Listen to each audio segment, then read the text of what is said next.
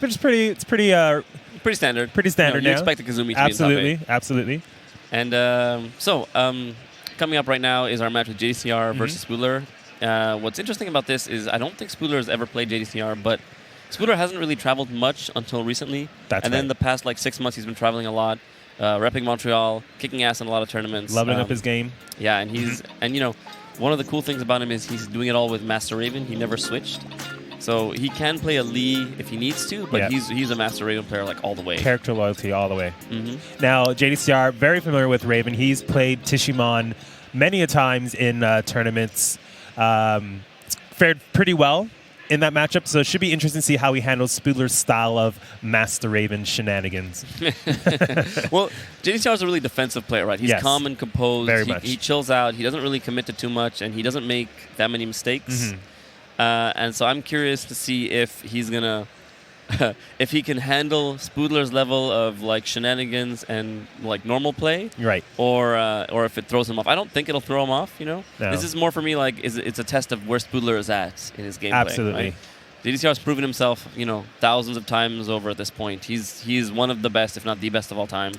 So and Master Raven has a huge arsenal of moves that she can just keep throwing at you and keep you on your toes. So, even if you are not the noted top Raven players in the world, you still have your own style that's unique that you can't be prepared for, right? So it should be interesting to see how JDCR adapts to Spoodler's style of Master Raven. And look, there we go. As predicted, I think they're locked in. I think they do. They are. JDCR going with the drag. The Dragonov. I'm hoping to hear some Heihachi chants or some some Armor King chants in the background. Are you saying you're hoping he takes a character that is less good? Less good. No, I hope he sticks with Drag all the way. I love Dragonov, and I love the way he plays him. So, and I think he's very excited for the new patch updates for Dragonov. Give me more reasons to stick with him. Yeah, man, absolutely. And if you're not playing Dragonov yet, now's a good time to pick him up. He's about to get just a little bit better. Okay, here we go. First round, JDCR with the Dragonov, Spooler with the Master Raven. Here we go. Let's get this top 8 started. Oh, man, I'm so excited. Very excited. My boy's playing out. Spooler, she's so cool with this entrance. I can't get tired of seeing that. Okay, so it looks like... Oh, Spooler is just going right in. Already? He's like, whatever, who cares? It doesn't matter if it's JDCR. I'll just do it. Oh, JDCR not ready to punch. Oh. Backswing blow so early in the match. Did you see that? Look, they brawled in the first 10 seconds more than JDCR has brawled in entire matches before. JDCR doesn't do this. It's kind of hilarious. Maybe he's getting a feel, to see how because Master Raven has a lot of evasive maneuvers, so maybe he's trying to figure out what, that's a beautiful combo. Reverses the direction, back to the wall. This it's not going to kill. It's going to bring him close. One more hit to do it. Sometimes that last hit is hard to get on JDCR. JDCR right? still high defense.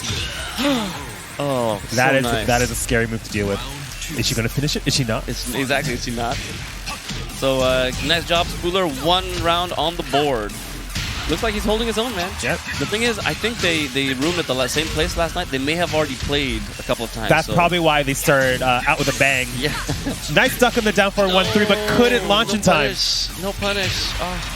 Heartbreaker. All right, 1 round apiece. Are they gonna? Yeah, they're respecting each other a little more now. It started to calm down. They're like, okay, we can't mess around. This guy's pretty good. Let's take it easy, folks. Oh, Spoodler trying to shenaniganize. Okay, JDCR going back to what we know for high defense, blocking all the lows, ducking all the highs. Oh, he didn't late launch. on the punish. Wow, just a tiny bit too slow. Nerves, maybe? Perhaps, or maybe just not warmed up. Oh, but he was yawning just before the match. That's true. And we did take him out for drinks last night, so No, but he still got it. He pulled up the small punishes, and that's what matters, right? Putting 1 round ahead now. Black hole. I just found out that was called Black Hole. Really? Didn't you play Master Raven? I did, and ironically, I had a team of Raven and Nina in Tekken Tech 2, and I called them Ebony and Ivory, and I didn't, because Ivory Cutter, I didn't make the connection that there was going to be called Black Hole, which would have made more sense. But back to the match. Oh, okay, so JDCR just got a big launch. Wall carry, is he definitely going to kill? This is going to kill. Oh, he took over the shoulder. Maybe because she's too small? Perhaps. He knows something. He knows something about that. So JDCR takes that first game. I don't want to say easily. No. But definitely made some adjustments. Yeah, quickly. It was very quick. which is rare from him. It just, I guess Spoodler kind of dragged him into a brawl, and they just duked it out up close, which is rare for Here's JDCR. my question. Which stage is he going to select? Is he going to... Dragon's Nest. Okay. Oh, He okay. always chooses Dragon's Nest. Why It's is the that? perfect wall carry for Raven. Because before, when Perfect range. Tekken 7 first came out, we all knew that before the cats got to play, that's where the ninjas jumped around on the Forbidden Realm. The Dragon's Nest is his favorite stage. Every time he loses, he goes to Dragon's Nest. He thinks it's the perfect range and the perfect spacing for her combos, and she doesn't drop them at the weird angles. I see. Okay. So, he's a fan. So whenever we play, if we, one of us loses back and forth, we switch between Jungle Outpost, which I love, and Dragon's Nest, which he loves. Okay, so let's see if Spoodler can make an adjustment here. I think he just needs to be a little less crazy and like a little more calm and slow. That first round when they were slugging it out and he was being aggressive and throwing the mix-ups, it seemed to work well through JDCR off a little bit, but then JDCR quickly slowed down the pace. Exactly. So I think Spoodler may have to adjust and go a little slower as well. Yeah. Or maybe turn it up a notch. Or maybe turn it up. Yeah. Let's see. I don't know. I'm not in top 8, so let's see what they come up with. Yeah. That wall's very close. I don't know about the stage anymore. No he was too close for that combo. Oh, yeah. Great punish by JCR there. That's unfortunate. So it was, he had a chance there for a comeback, but it was just, the wall was just too close. All right, JDCR not even giving him a chance to start any pressure. He's staying back. Oh, Ducking. great block. Wow. Great block. The quicksand. You mean the break dance? The break dance. Wrong person sneaking there. Oh man, okay, it looks like Spoodler's crumbling here. He hasn't pressed a button and just lost his entire life bar. And that's it. One of the interesting things about this matchup is Master Raven does have the best while standing punishment, so that down 2 is relatively safe unless he low parries it. Yep. From Dragunov. That's true. That's true. Okay, so Spoodler looks like he's calming down, making some space. JDCR just chilling as usual. Great adjustment to the wall, now forcing JDCR back against the wall, and now really trying to keep him there. Great punish. That's the thing. Dragunov's shoulder is 12 frames, so it's like a great punish for almost every low, man.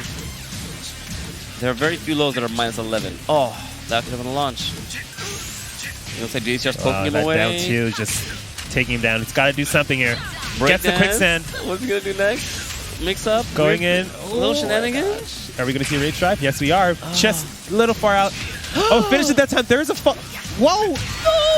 He had the free follow-up. There's he could have did cartwheel. He could have done up 4-3 just to kind of keep the positioning and perhaps hit him if he stayed down, which he did. But I think he did the crouch dash and maybe input it too early or too late, and didn't get the follow-up because it would have been crouch dash and that crouching low, right? That down 3. Yeah. There's many options he has there to close it up, but good showing from Spoodler. The Spoodler will be back. He'll be back. He's still in top 8. He's going to be in the loser side. And so that was a really good adjustment from JDCR. Very good. They scrambled in that first round really hard, and JDCR saw that it wasn't to his advantage. And so for the following rounds, he calmed down and slowed the pace down. Absolutely. And Spoodler adjusted, but it seemed like he did it too late. He was starting to crank up the volume. It was getting a little louder, but JDCR had those sound-canceling headphones and said, nope, I'm not hearing that tune. I'm putting you down now. So great job from both players. That was surprisingly entertaining, but also surprisingly fast. It's rare that you see a match that fast in the top 8 winner side. It's hard for Raven, I think, in that matchup. He has too many good pokes to kind of keep her in check, and she can't really do much about punishment. Yep, and the real tricky part is she gets punished hard. For her. For all I think almost all of her lows are minus 12 or minus 13, except for down 3. Or is down 3 also minus 12? Down 3 is very insane. But we have, I think down back 3 is actually the hopping low. No, you know the standing one where she just like stomps your foot a little bit? Oh, I really don't know how unsafe that is.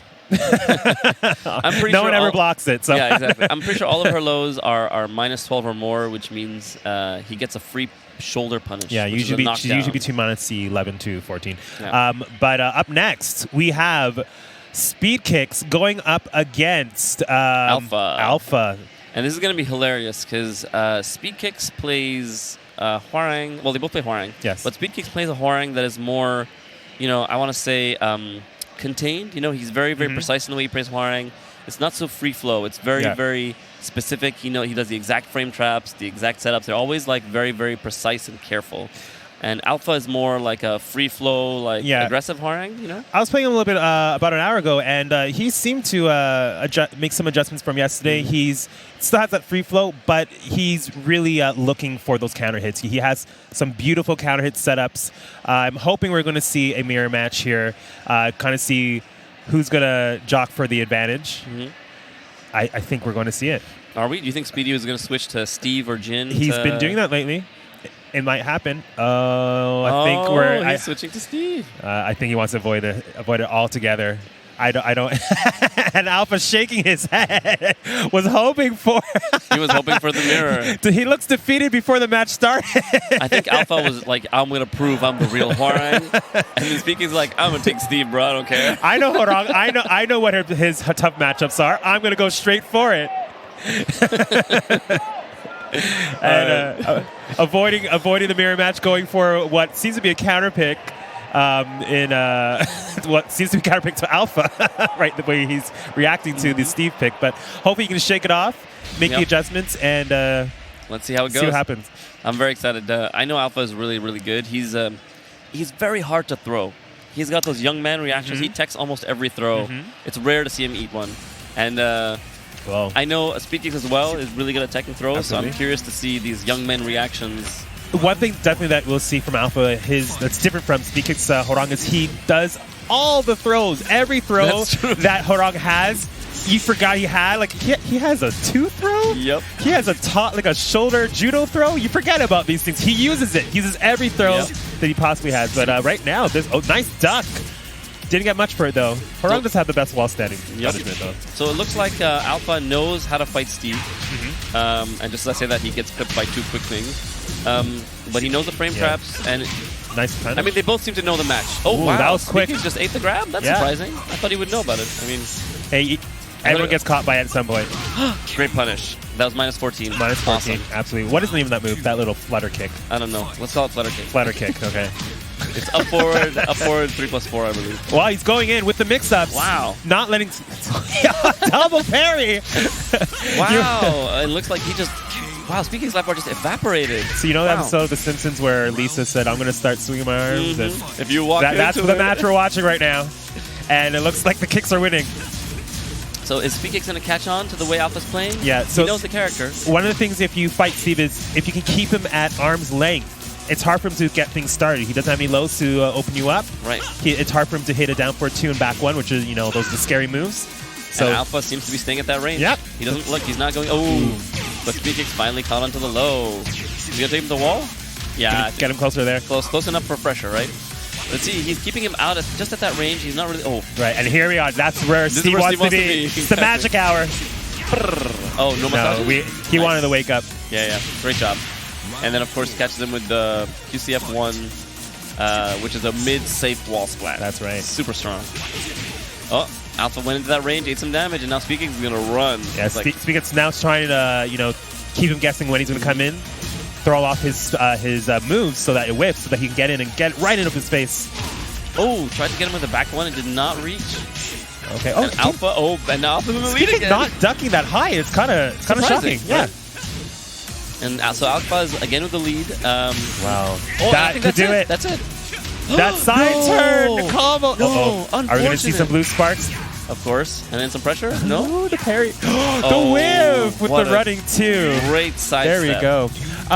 Alpha ate that 1-2-1-2 a lot. He did. Surprisingly, right? Surprisingly.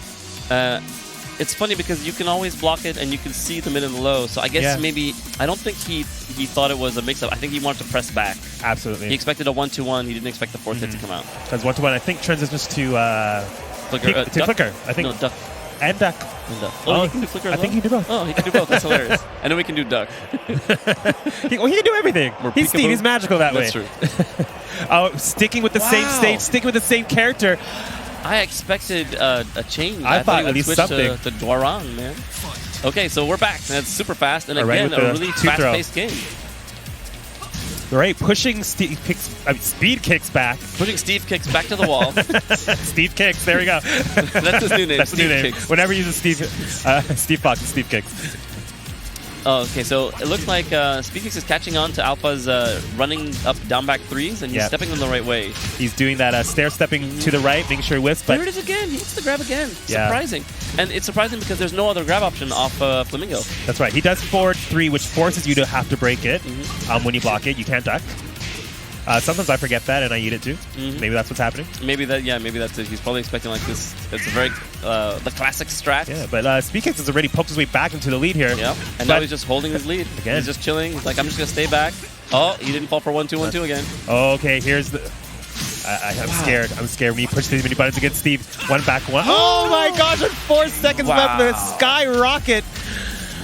Wow. Alpha. What a great read right there. You know, again, Speakix really trying to stick with Steve. You know, trying to make it happen. I respect it. So Alpha is like, I think he's comfortably in the lead now and understands the caliber of his opponent. Yes, low and look, parry. There it is. I mean, he got me with like 5 of those yesterday, man. He's really good at those.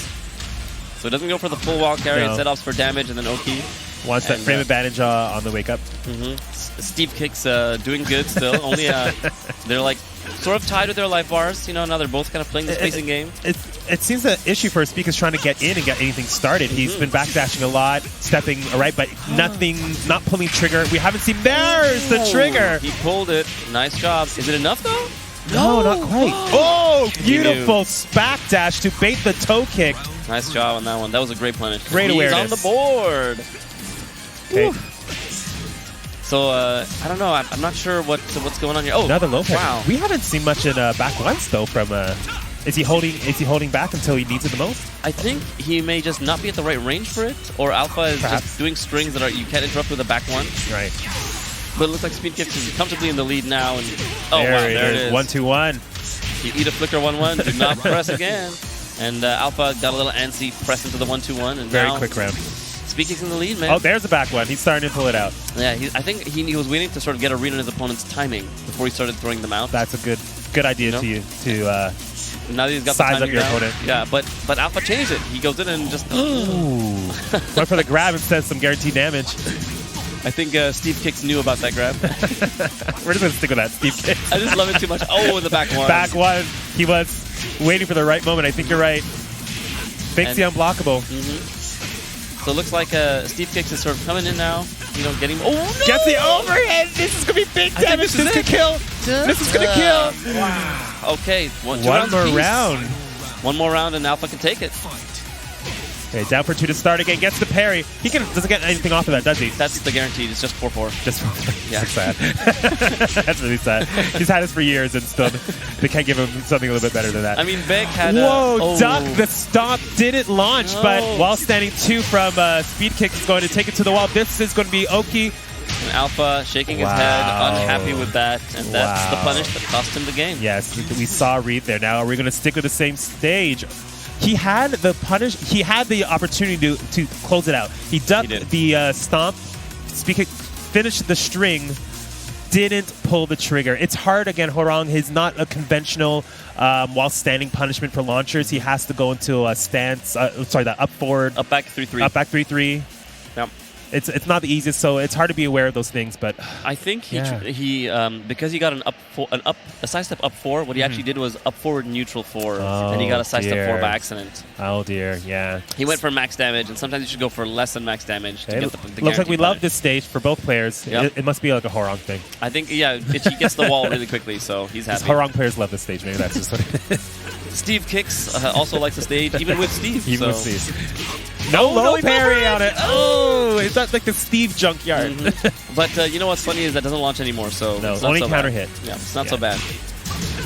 Alpha slowly making his way in. Oh, got the down for 2, but didn't convert off of it. That's what happens when you play too many different characters, man. Sometimes you drop the... Forget what it is. I think that's it. That's going to do it. Oh, yeah. Nice job, Steve. Sonic Bang closing out the round. Oh, man. Okay, back so one. start with the back one. We're seeing a lot more of the flickers. He definitely has an idea of when to use it now. I think he's feeling his timing better now. Yeah, more back one. He's willing to take it down for 2. We're seeing the counter hit moves are coming out. He's fishing for them. I think he's getting a read on his opponent now. Absolutely. And Alpha, smart, not pressing any buttons. He didn't need any of them on counter hits. No. Again? Oh, Junkyard Is that the again. back one? Yeah. Steve Yard. Down for 2. Steve Yard, Steve. Well, Kicks, he's you got English. this. I don't know the clue what that is. The pub yard. Running to, trying to pressure him, keep it on block. Well, he has the red stuff. Yeah. He has the juicy blue stuff. Yep. Ooh, Kool-Aid denied. Mid or low? Mid. Smart. That was beautiful. Not Very much Steve smart. can do about that in that situation. Set the block, man. Yep. And now Alpha reverting to his lows that crushed high. Again but he with didn't it. press. No He didn't low press, parry. so- He's getting away with it. But he didn't eat on counter hit, so That's it's not true. so bad. Oh, wow. Wasani 4-4. Okay, the mix was starting. Steve, There it is again. he stayed blocking that whole string. And then sometimes all it takes is one hit, man. It's Steve. Oh, 10 count denied. I know my Not throw break. I know my throw rates. What's it going to be, low? He tried it again. Again, not much Steve can do to get out of the situation. He has enough frame advantage that Sway's just not the best option, but he tried it. Down for 2 to start again. Down for 2 again. Denied. Pushing back. Back 1. Hits him out of the air. Look at the conversion, though. Wall? Yes. Oh, but he wasn't ready. And Alpha getting some frames. Nice break Steve on the Kicks breaks throw. the He grab. knows it. Skyrocket. He's got it speed again. kicks ducking so much now. He's willing to take interesting wall carry. This might do it, and that's going to close out the round. Nice job. Alpha takes it. Shoulda. And you can hear the crowd whooping in the Everyone background. is cheering, going nuts. Someone's running around in the background. I see signs. So And- we got a winners finals of JDCR from South Korea, versus Alpha from France/Montreal. Yes. He's from France, but he lives here with us now, so Yeah. I guess he's kind of one of ours. Yeah, look, we're the Western friends. Yes, we are. It's true. It's true. We're the France in North America. The food's not quite as good, but it's better than everywhere We got else. poutine though. We got poutine. They may not like it. No, French people don't eat poutine. They don't. Fun fact, did you know that French toast is not actually something that comes from France? You're kidding me. They have something similar called pain perdu, which is more like a big muffin-y type thing. It's Okay. like a sweet bread, but not at all the same thing. So, we are checking out a little bit of a replay of what just happened, and so let's look at some of the key moments. So that was the safe wall splat and the comeback for speed kicks with the first round he got. Right. Then we end up with the perfect side step from Alpha, Beautiful where he, side step. Yeah. the running 2 and he catches them. Speed kicks responding and getting him with the blue stuff, and then the perfect bait. Boom! That was See how so he was beautiful. just He outside of the knew. range. He just was so aware. And so speed kicks. And look, Alpha was there. Wasn't happy about it. Not happy at all, shaking his head. Speed kicks, of course, catching him with a sway and answering back.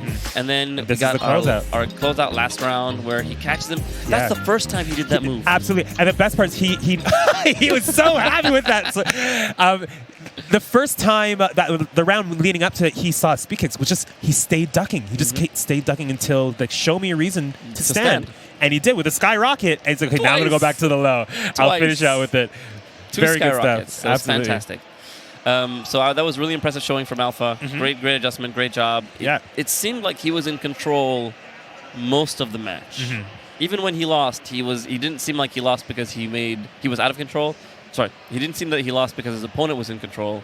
He seemed to have lost because maybe he overextended. Lost composure of what he wanted to do. So great job, great showing from Alpha. Up next, we have the homie Nivek from Athens versus Kagari from Ottawa. And this is going to be a Paul versus, I believe, Kazumi. Yeah, we're definitely going to see Kazumi. It was like Kazumi just came back. She went away, took a bit of a vacation. And now she's everywhere. She took a vacation, went to Pakistan, came back, said, you know what, guys? I'm refreshed. I'm refreshed. I'm still good.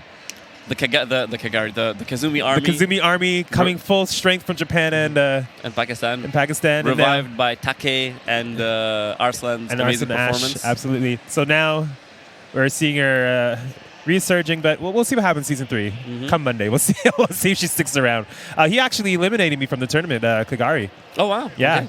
Yeah, it was a close match. And should be interesting to see what happens here. So these players are very different. We have Nivek, strong Paul player, willing to take a little bit more risk. We have Kagari, who's a Kazumi, not willing to take as much risk, which is typical of a Kazumi player. Yep. So it's going to be interesting to see who takes the advantage in the match and who can keep it.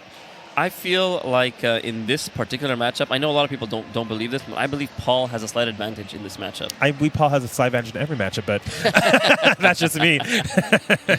It's just because of his down 4-2 that goes under jabs, Right. and he's got a lot of crushing moves, and he's got a lot of strong pokes at many ranges.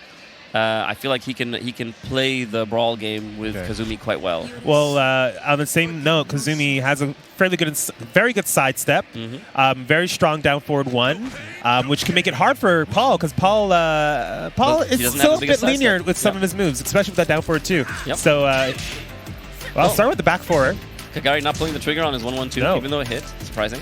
But, first second of a match, you're kind of nervous on stage. It's, no walls. I'm not. No wall. Definitely in Paul's favor here. Yeah, he does a lot more damage without a wall. As you can see from one counter hit combo, that's 2/3 of a life bar. That's best scenario, but he broke the arm bar!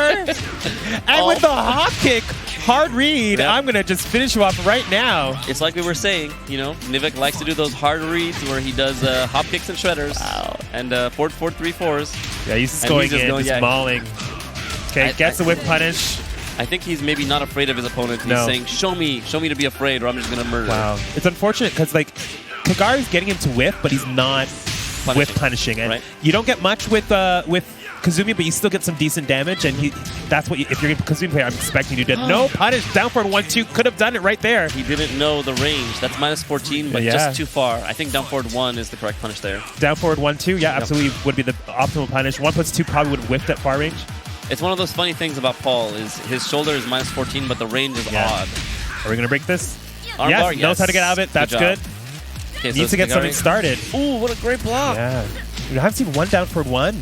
Surprising. Yeah. But I don't think he's been given the chance. He's been coming in and just been getting beat for pressing buttons. There's one.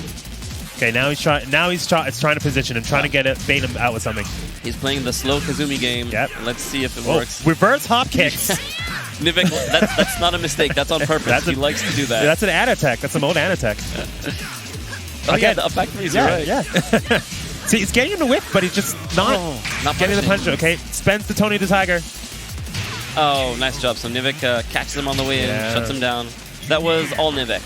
That was. He needs walls. I think we're going to definitely see a stage select, a stage change, but it's going to be enough. I'm wondering, that match just seemed like Nivek had all the right hard reads. So for every hit he'd throw a hop kick and do like half a life bar. Yeah, it could have been nerves. The first round nerves.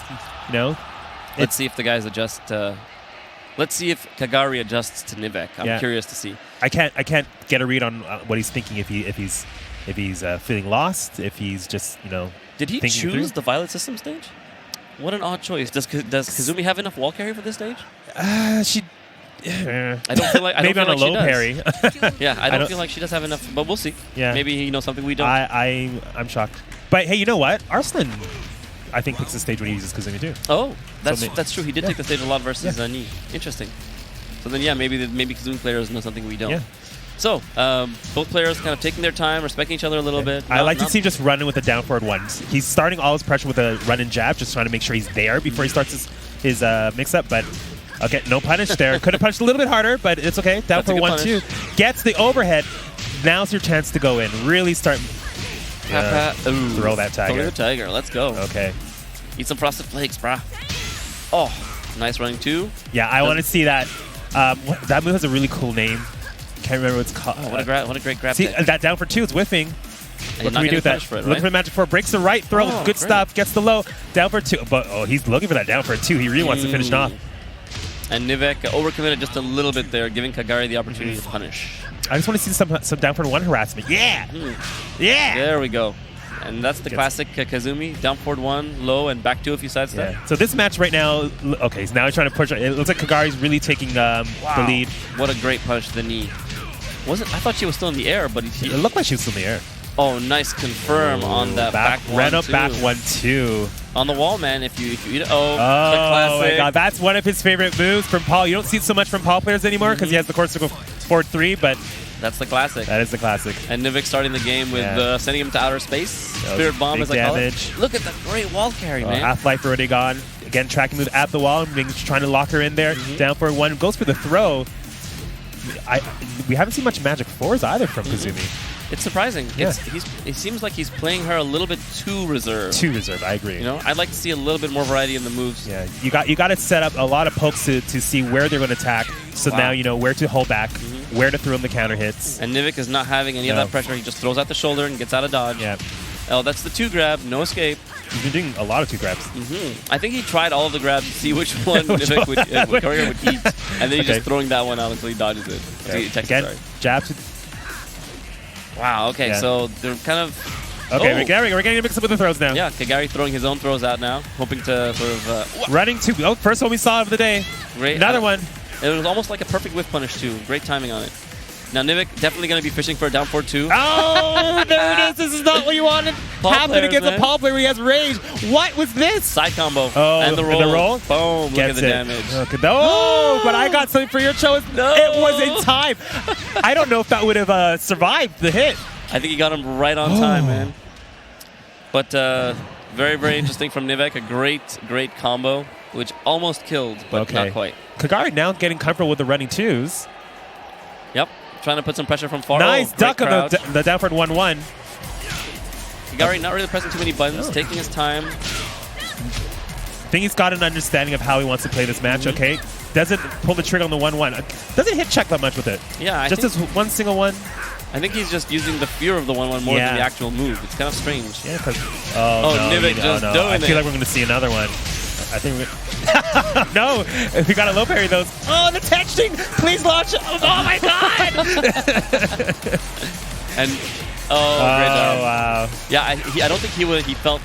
As he saw Kagari blocking it, he was like, I don't think I'm going to do the low. It's too dangerous. Good call from Nivik. I love seeing a good 10 string nowadays. You don't see them as much as you used to. Definitely not. Definitely not. I mean, the game has evolved. The game has evolved so much that most players know almost all the 10 string. I remember back when people had 2 and 3 10 strings to characters, and it was still a legit strat. Even back up to Tekken 6, you'd see people like, yo, I'm a Marduk player. I'm going to do this 10 string real quick and see which one you know. Yeah, exactly. It's going to take off half your life. It's a free round, man. It's a free round. Like my buddy Far East Magic always says, not everyone's JDCR, bro. They don't know everything. No, you got to use it. But we got here on the replay. Do we have a replay? No, sorry, we don't. We're getting set up for the next match. But you know what's funny is even JDCR isn't JDCR. Yeah. People assume he's a god. Did you practice for this 10 string? I don't think you did. Everyone does, man. I know I haven't. You can do it to me all day. I wouldn't know what to block. The funny thing for me is when new characters come out is usually when I like to abuse the 10 strings the most. Yeah. You know, new characters out, you don't know the 10 string. You haven't seen Marduk's 10 string. Yeah, you're teaching them the proper way to play Tekken. Yeah. So my favorite is always I take every time I take Yoshimitsu. Yoshimitsu is, let's just be honest, he's not very good in this version. No. He's better than before, but not great.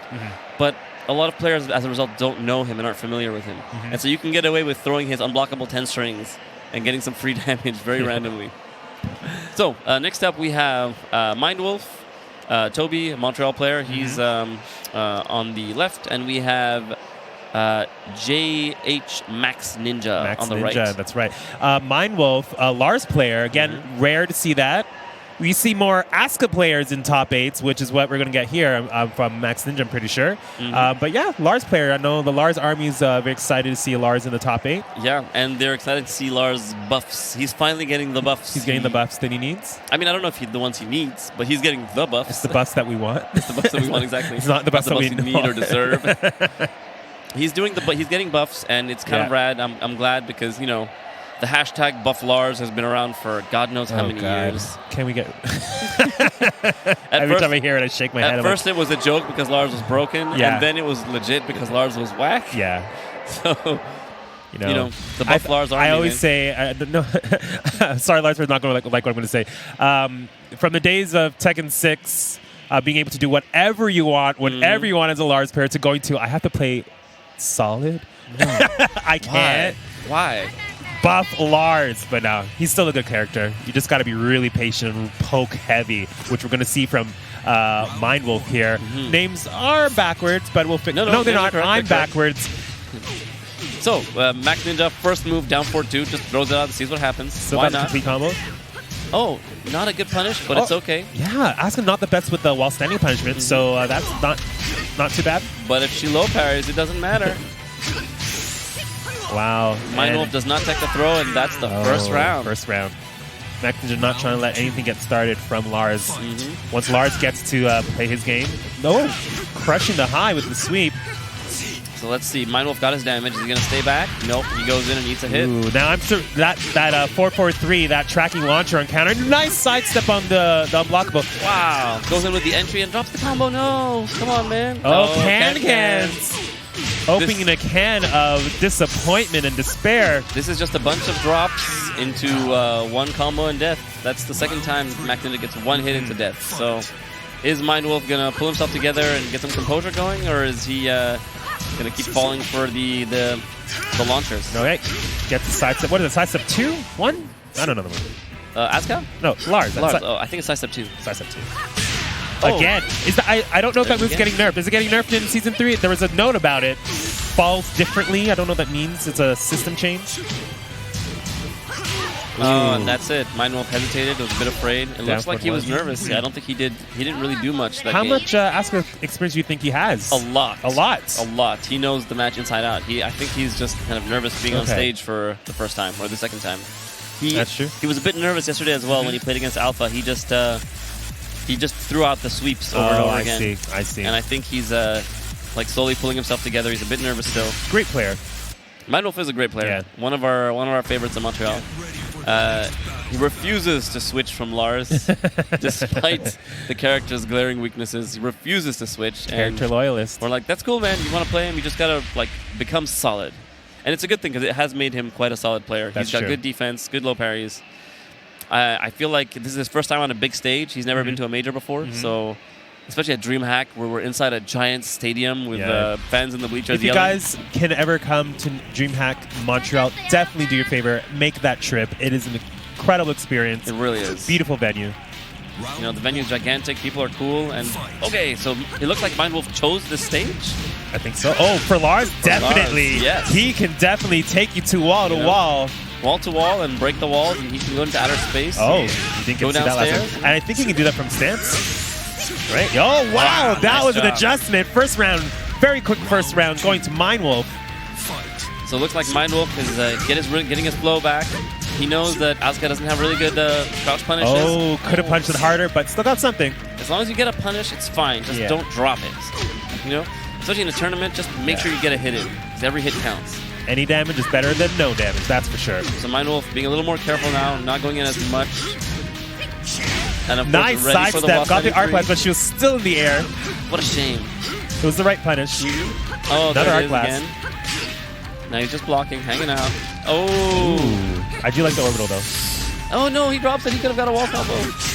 All right, goes for the rage drive, spends it, pushes her to the wall, but ate the second hit of the string. Oh man, I don't know what to. I'm not sure what's going on here. It seems one-sided either way. Well, but Mind Wolf really putting the pressure on Asuka. You know the class. You got to be aware of that.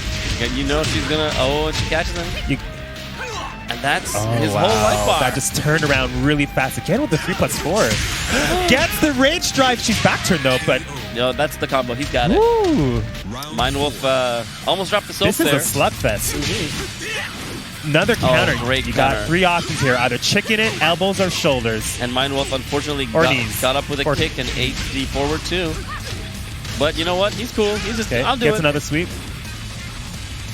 Okay, spacing it out. So Mind Wolf staying back. Nice. Doesn't want to eat a can. Starting to pressure with that elbow. I like it. Gets the throw. Oh, great throw. A normal throw, too. Scared, though. We got some red, juicy stuff here. No. I didn't expect that. I think he pressed it too early. Oh, but not the punish. Oh, my God. That was a great hesitation. Whoa. And so Mind Wolf answers that. Doesn't press a button through the counter. Waits for the whole counter to end and throws a low. You can do lows. You have a lot of options against her reversal.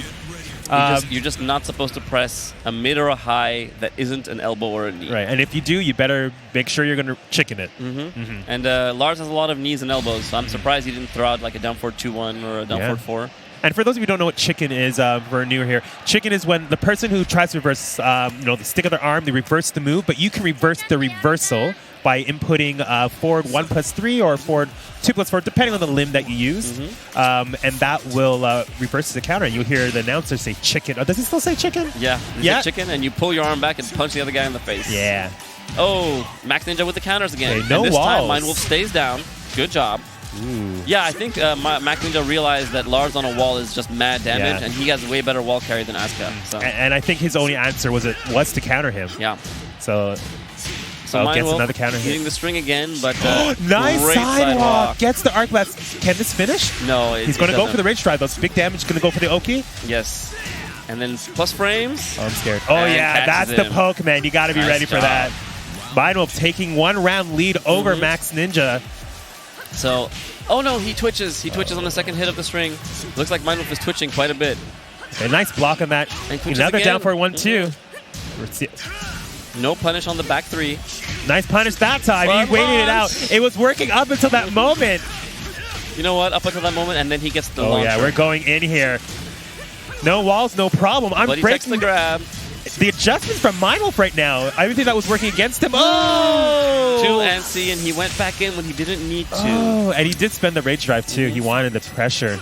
I think he was a bit too antsy there. And just, Heats out the can. No can, no sir. I'm full. And so Mindwolf's now taking his space, respecting the back 3 and all of Asuka's defensive options. Lars can be hard to approach. He has so many keep out tools that no punish again. I think he's terrified of pressing a button. We're getting some new moves from Max Ninja. Sidestep 2. Stomp. Low. Tire shoes, my lady. Notice how he did the stomp, held the stomp for her to get up, and then went after him. In his B-boy stance. I love that stomp. Isn't it great? Oh, great low parry. Great low parry there. And so Asuka trying to go for the unblockable. Go for a blockable again. Hasn't hit at all. Yeah, Mindwolf either got up and sidestepped or was just ready to stay down. It's fantastic. Gets it again. This is going one direction. Just like the best band. Is Mindwolf going to... So now Mindwolf is throwing shoulders from far. Wow, yeah. And again, that was it. Beautiful play. Mindwolf moving on in the loser's bracket over JH Max Ninja. And look at Mindwolf smiling. He's happy so about happy, that. Man. Great job, Toby. Great showing. Job. So Mindwolf, again, is one of our new players from Montreal. He showed up to the weeklies for the first time 2.5 years ago, or when Tekken 7 came out on console. And he's been coming to all the weeklies since. He's never stopped coming. Good stuff. Even when Tekken had like that little down wave where people just stopped coming sometime around the beginning of Season 2 maybe. Yeah. I would say in Montreal specifically from 2018 September-ish till like January, February this year, we had a big dip in players. And Mindwolf came to every single weekly. He never misses. That's how you improve. You're consistent. You stay up with it. You practice. You grind it out. We're going to see a little replay here. Max Ninja, first round, can taking to the wall. Then the adjustments made by Toby, just pure pressure.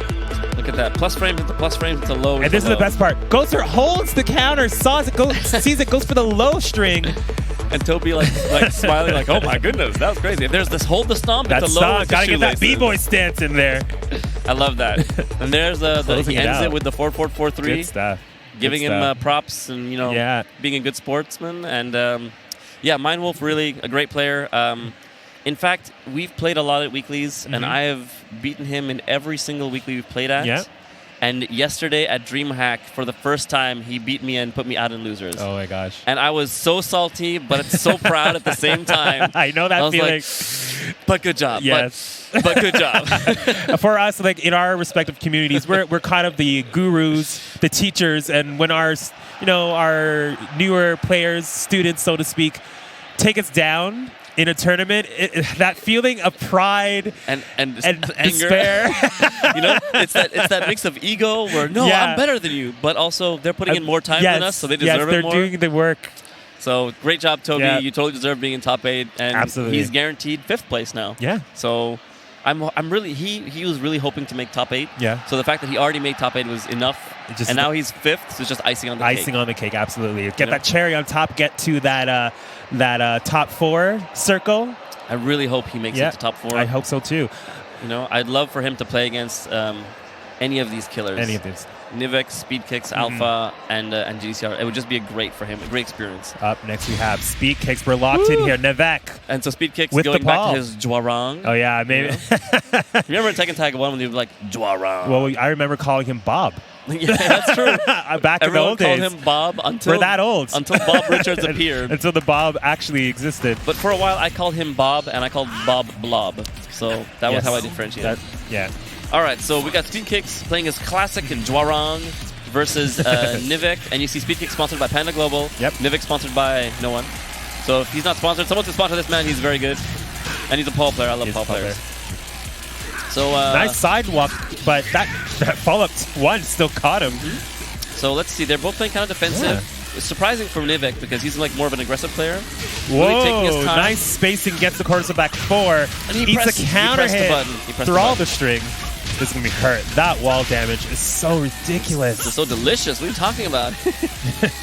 So with Nivek maybe pressed a little too much. He got a little antsy. He doesn't like to block a lot. I've noticed that one of his things that he likes to press even on negative. So I'm wondering if Speed Kicks is going to catch on to that. Well, it looks like Speak is just going in and not giving you a chance to do anything. Pressure at the wall. So that classic Speed Kicks pressure of Yeah. Flamingo, down forward 4, cancel 2, down forward 4, 1, etc. You know, Speed Kicks, I feel, plays nice duck on What a the great crowd. power crush and punish. And the wall carry? Oh, And the big wow. damage. Great And the combo. Oki. I was going to say, I feel like Speed Kicks uses Steve Kicks almost the same. They're very similar, but I don't know. I really love watching his Horang and the way he gets the mix-up going. Absolutely. I think it works quite well for him. And Nivek again tried to throw a hop kick out, but Yeah. was stuffed by Speed Kicks' mid kick. Very Hard to versatile hop kick a output. Horang player. It really is. You really can't do it so much. Oh, and Speed Kicks going for the skyrocket! Great blue sparklies.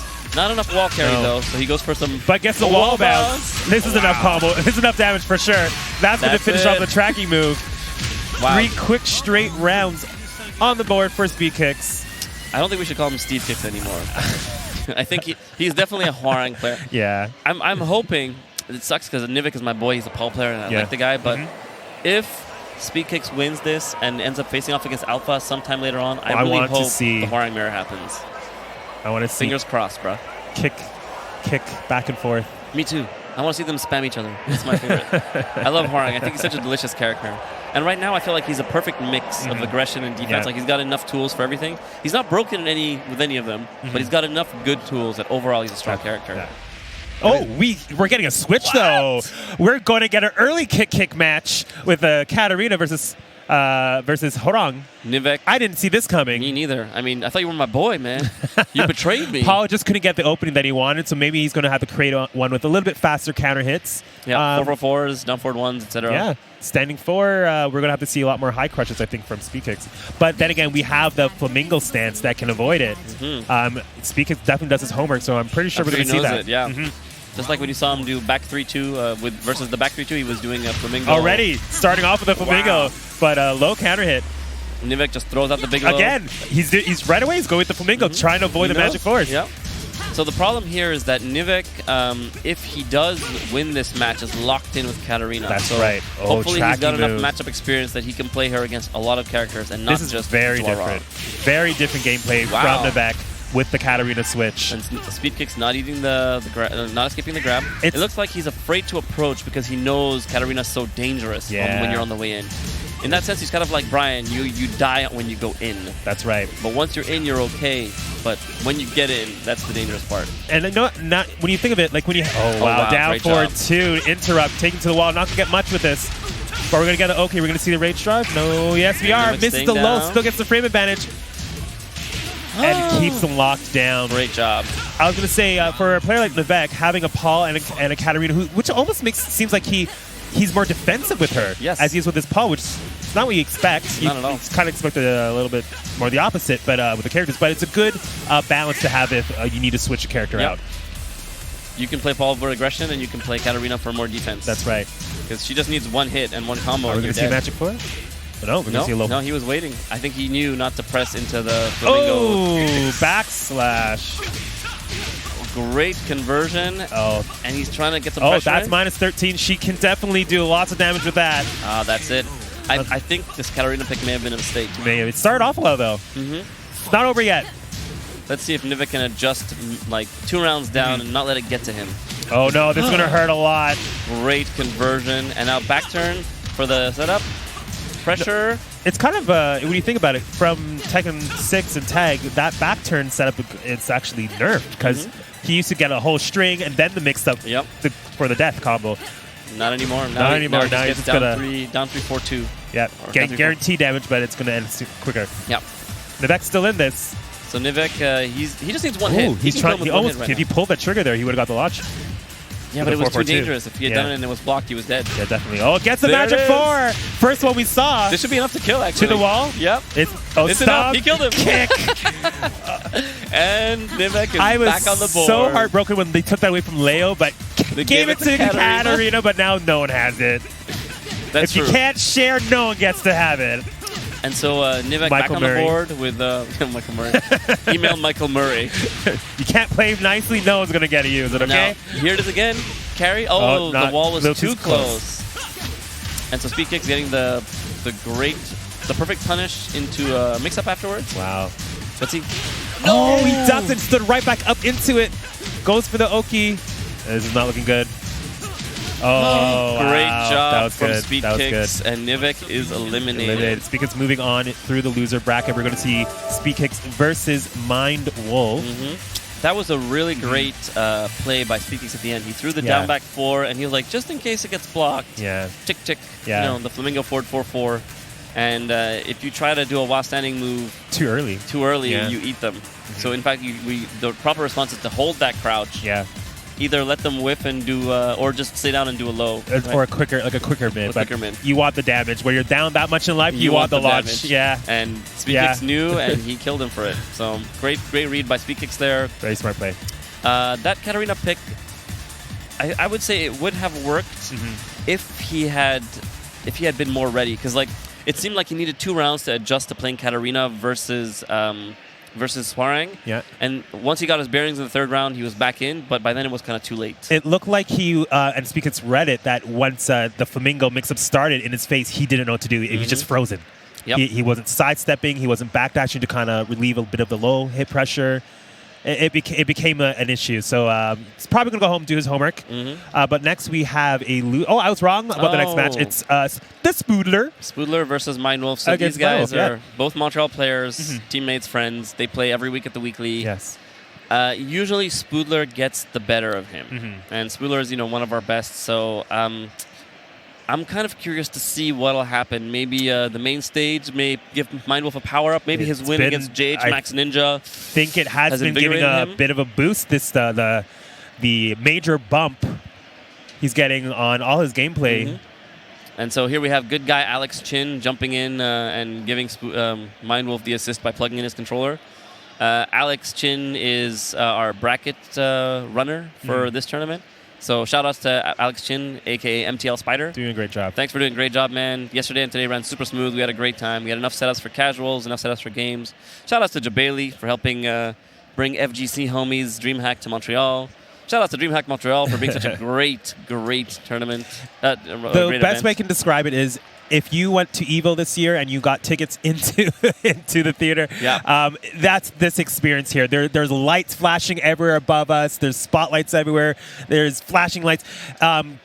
It's a stadium, guys. It's a huge stadium. Yeah. So definitely make it out to DreamHack Montreal next year. Yeah, man. It's worth it. They set up a lot of the screens for the games in front of the bleachers, so you can sit in the bleachers and you don't have some tall guy sitting in front of you spoiling your view. Absolutely. It's really cool. It's fantastic. I'm really glad I came this year, and I will definitely come again next year. Oh, yeah. Every year, if you run this in my city, I'll be here. I'll come. So, as predicted, Spoodler with Master Revant and Mind Wolf with the Ars. It's one of my favorite stages. And of course, Twilight Conflict, Dose. Dose? I thought we were in Quebec. Le deuxième Twilight Conflict. Thank you. So, no, that's from France. No, that's France. Okay, sorry. I'm learning here. I'm learning. It's Le. I'm sorry, I got a correction. So Mind Wolf going in with a mid into a low immediately to get his fat damage, and now he's he's just brawling. Wow, instantly. he's going. Hold the stomp. Woo! That's okay. Wait, I forgot which version of the game we're playing here. That is not wall splat like that. It's a little too far. He would have, but It was he counter was a hit, slight yeah. side angle. Yeah. Slight side angle. So. and Oh no, Spooler- the range ooh. drive hitting it, but luckily he's closer to the wall. Less damage, drops the combo. Spooler wanted to go for super max damage. Oh, that and was he's a paying for it. What's going on here? Look at these guys brawling for this That place. biker is just trying to get through.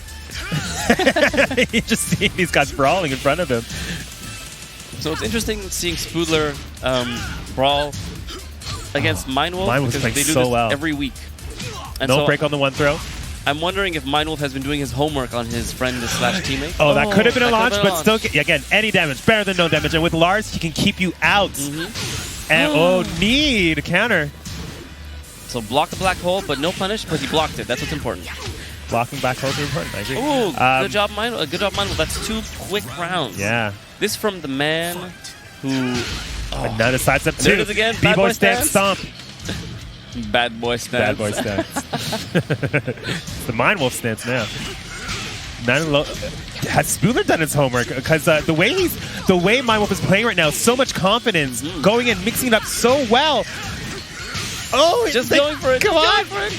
Tries to over get out of danger here. Oh no! But the killer bee couldn't finish off. He still gets the range shot, and that will finish it off. I look at Mindwolf. Wow! Like, I got this, bro. I got this.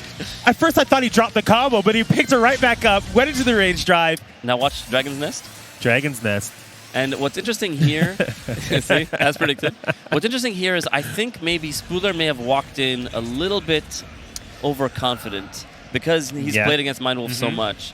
Whereas Mindwolf, as the underdog, came in like, okay, I got to be really careful. He's ready. Know, and be ready. Yeah. And so let's see if Spooler makes the mental adjustment and gets What back I'm in liking the game. is, Mindwolf will get the low hit, interrupt, and then right away it's, am I going to do tire shoe, or am I going to do the while standing move for you to block? And I think that's throwing off Spooler because you expect the tie to shoe. He was doing it so much earlier in all his other matches. And he just did the while standing 2 back at the entry every single time. Every time. I forget if it's dark entry or silent entry or low entry or spicy entry. I forget. It's It's a spicy entry every single time. Oh, against this match, it's dark hole entry. Here we go. So Spooler, a little more careful now, not like going as crazy as he was before, being more defensive, poking slow. Hitting out with that 8-frame jab. He's, I think he's respecting his opponent a bit more, which is good. That's a good adjustment. Nice. That could have been a huge whiff punish, though, with the orbital. And Mindwolf, realizing his opponent is giving him more space. Range drive early, gets the unblockable. Gotcha. He drops the combo, though, but doesn't matter. Great job. That's so good. You're at 0 after that low mid. Yeah. So, and Spooler knew, but Mindwolf knew too. Yeah, and so he threw out the Master jab. Raven has a good range drive, but not the best. He's interrupted with a lot of moves. Arc Blast, speaking of interrupts. So Mindwolf kicking ass and chewing bubble To the gum. wall. Gets damage, misses it, walks around, this is big damage. Hey, that's the old school stuff. I love it. Down back 1-2 on the back. Repeat. Karate into the Low low. parry. Okay, he's had enough of it. Yeah, he's ready for it now. And tries to adjust, but the I don't know side the wall. stage. This stage has not been helping him out. Has not been helping him out. One Spooler's round up 2 away. rounds. Oh, Spooler, make me proud, my boy. Okay. I mean, Mindwolf, make me proud. Magic 4 gets to the combo. It's going to take to the wall. Back turn, hits to the wall. We're going to see an Oki set up. No, yes, we dropped the combo. This is not big boy damage. Orbital, we didn't see. That's the first one Orbital he's seen in this match. So Mindwolf, I think, is like a bit relaxed now because he's got so much of a lead. And But sucked into that black hole. You relax just a little too much, and that's when you eat the black hole. You and relax? die. I'm sorry, what? Relax into the black hole. Okay, Raymond. I gotcha. So it looks like Spooler is getting his composure back, slowly bringing it back. I think he may be ready. Okay, big damage. Killer Bee goes for the mix-up, gets a counter hit, sweep. Great choice. Just on what the he sweep needed. there. Notice how he Drops the blocked combo. the while standing 2 after the jumping low. Yes, he knew not to push black the button. hole. Okay, take the And other I think side. this is it, man. The Go cartwheel for into Oki. the palm. Boom. Yep. And that palm is guaranteed on a lot Yes, of it characters. is. So. Interrupt. Didn't want it to. He thought maybe the unblock was coming. I thought the unblock was coming too. Spooler fighting to stay alive here. Oh, couldn't get the. So here's how that works. Too far. When she does the black hole, when she does it, and you block it, you can't do a 10-frame punish. You have up to 14 frames to play with. Yeah, and but it has to be a far-reaching 14 Yeah, frame that's right. And preferably mid. Yeah. So I'm not sure if Lars... I think Lars may have forward back 2, but I think it's 15 now. Uncertain. Oh. Anyway, Spooler bringing it back. Slowly. Another like, now overload. he's got his lead. He's chilling. He's not going to press too many buttons. Okay. Went for the counter hit this time. And Spooler takes a great job, Spooler, getting his composure so back. Close. Wow. Man. So close. It all turned around with one black hole. Yeah. It all turned around. You know, it's such a great move. It is a great move. I ate that a couple times. Jeez. Yeah. As I was saying on stream yesterday, for those of you that didn't tuned in or missed yesterday's stream, what's interesting about Master Raven players is they throw black hole out at first. Yeah.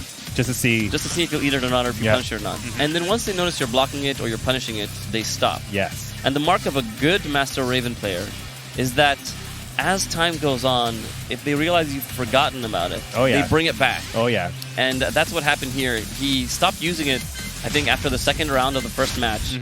And then third round of the second match, he's down 2 rounds. Black hole comes back, and he used it and won 2 rounds in a row with That's it. right. So that's right. But is it too soon? Because now he's used it several times. Yeah. It's maybe he has to phase it out again and then bring it back later. That's we'll right. see. We'll see if Mindwolf adjusts to it or not. Here we go. Are we going to pick a stage here? Which is his favorite stage? Of course. Of course. Geese Howard Estate. Lars gets all the walls, But all the so wall breaks. does Master Raven. That's true. Yeah. That's true. I actually don't know how much damage she gets. Oh, she gets a lot. On the wall break, does she? One of our Toronto locals, great Raven player. Oh, sorry, he's from Hamilton, so yeah, greater Toronto. But great. JD Escobar has a great Master Raven. If you check out his videos on YouTube, amazing stuff on this stage alone. Wow. Okay. Yeah, he's something for everything. Great. She definitely gets a lot of damage. So I guess we're going to see a slash slugfest because any hit is 2/3 of a life bar, if not more. Oh yeah. This match may go really fast. Yeah. I was about to say, are they going to respect each other? No. And Mindwolf just goes in with a Arc launch. blast. Here we go. Taking to the wall. Lars does not miss the wall. It doesn't matter. Okay, you know what? Commentator's curse. Lars does not miss a wall except on that one time. angle. That one time. But look, see, Mindwolf is not going into the black hole. Okay, Vampire finds his mark. Taking to the wall. This is going to be just a little far. Wasn't sure where it was. Counter hit while standing 3. This is big damage. We're going to see an Oki situation here. Splat. Oh, yeah, you got to know it's coming. You got to respect it. You got to respect it. He hesitated the first time, went for it the second time, and by that time it was too late. The first one was the one. That was the hesitation that lost him the game. That is punishable. I think he was just a little too slow. There we go. I want to see more of that. It's hitting every time. Yep. I think Spooler is afraid to crouch from far because he knows Mindwolf is throwing the shoulders out. I find Spooler doesn't crouch much in general. He doesn't. Yeah. That's true. He crouches when he's up close. Yeah. When he's from far, he doesn't like it. Oh, okay. So let's see what he's got. To the wall, but he needs to end it early. He tried 4-4-2. He wanted it to break the wall. Okay, Orbital, unfortunately, she was already airborne. Oh my god, but big damage. Oh Killer B gets around the rage art. Oh my gosh, and right now, Spooler on match points.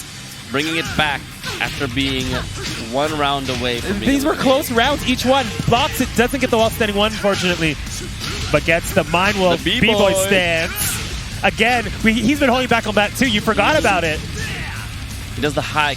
I'm not punishable. Okay, now that move, that phasing out. Oh, just a little too slow. Oh my gosh, these ninjas, they're just hopping and choreographing these amazing feats. Quicksand, Killer B to finish it off. Great job, Spooler, bringing it back. Give it up for Mindwolf. Great showing job, today man. with Lars, nonetheless. Like a Mindwolf, a little bit salty, but he's like, all right, you got it, bro. He was that close. He was 1 round away for moving on. But Spooler will take it. Moving on, he will be fighting Speed Kicks, I believe. So it looks like, no, we have, yes, so we've got our top 4. We have our top four. We have JDCR versus Alpha in winners finals. And then in losers semis, we have Speed Kicks versus Spooler, who we just saw playing. And then the winner of that match will be facing off against the loser of the previous match. Absolutely. So I think we're going to get winners. Are we getting winners finals first? I'm not sure. I'm not sure what we're doing.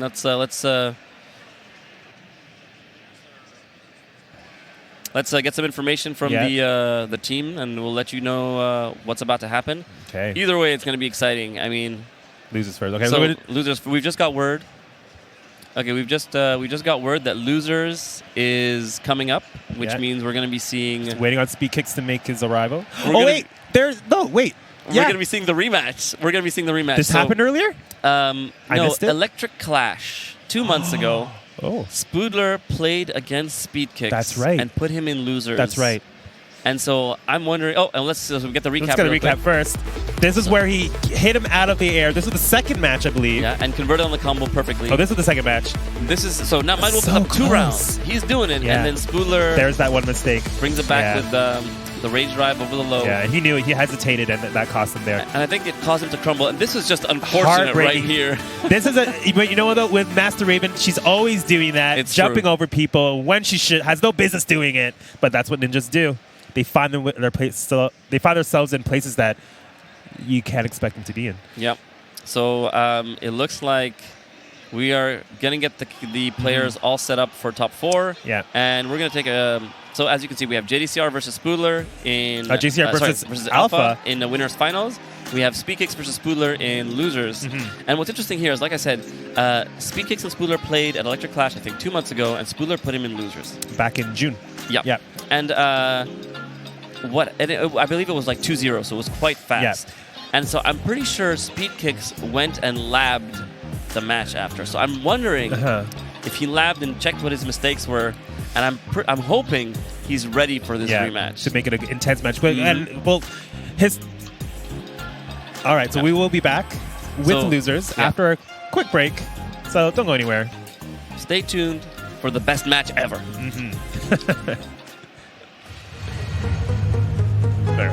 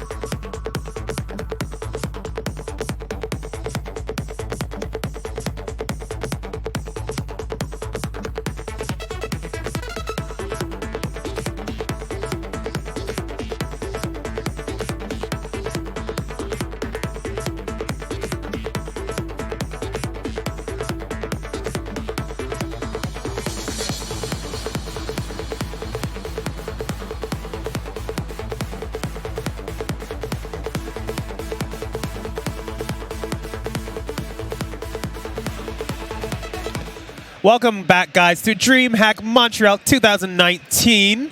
I hope you're enjoying us. Hello. Enjoying the top 8 we have. We're up to our top 4. We're actually going to go into our winners finals with JDCR versus Alpha. France's Montreal is his very own Alpha. That's right. France's newest export to Montreal. Export, that's right. And this is a winners final, so it's going to be a first to 3, i.e. best of 5. Yep. So they both players have time to adjust to each other, adapt, take their time, feel each other out. Yeah. It's going to be a little more slow paced, I think, than what we've seen against so a far. Horang player. Yeah. Well, you know what? JDCR has fallen to a Horang player before, and from. Was it France? I always get this confused. Who was he? Rest? Rest. Where's Rest? He's from Australia. He's South Korean. South Korean. But he's living in Australia. Lives in so Australia. He's like South Korea's export to us. Right. So, we've seen some great stuff from Alpha, so we'll see if he's taken a note from Rest's gameplay. But again, JDCR was using the Armor King back then. He's gone back to his old favorite, so it should be interesting to see his adaptation on this matchup. Horang can't be slept on. Cannot be slept on. Horang is super dangerous, man. Like we saw versus Speed Kicks. He just threw strings out and pressured him, and eventually Speed Kicks crouched, and then Skyrocket. Skyrocket for 3/4 of a life bar. So you can't mess around. You got to be really careful against Montreal. Against an Australian. Yeah, Against they're Horang. dangerous. They know how to survive through the dingles and everything. Yeah, you got to be careful with them. So, but it's JDCR, right? He knows the game inside out. Yeah. He's been traveling to every tournament for the past 4 years. For Tekken 7, and then if you count the other games since like 2010, 2011. So he's really ready. He's ready, but. And I don't know how much Alpha has experience Against Dragunov? Against Dragunov or against JDCR. I don't know if he's played him before. I'd hope he would have got some matches in to kind of, shake off some of the nerves. I wouldn't want to wait till like, okay, what if I meet him in tournament? No, you got to shake off the nerves, feel how you are against him, and then when it really matters, do Get your in best. There, yeah. So let's see what happens. I'm curious to see how they do JDCR. As always, unflappable, no expression. It's like, all right, let's do this. Okay, here we go. Alpha, meditating, deep Locked breaths. Let's go, bro. So Alpha, Horang versus JDCR drag on Duomo di Sirio. Wall break. I'm wondering if they're going to try to maneuver each other toward the walls and the balcony break, or if they're going to just stick with the walls and just, play midstream neutral game. Yes. JDCR likes to move around a lot, so I think he's going to move himself away from the balcony break as soon as possible. Nope. No, he goes right for it. You know what? He's not thinking about the stage. He's thinking about where's the weak side against Horang at the beginning, and that is the right. You can go right, absolutely. So testing the waters, bar fight. 10 seconds in, and we're ready. Whoa, that was a quick round.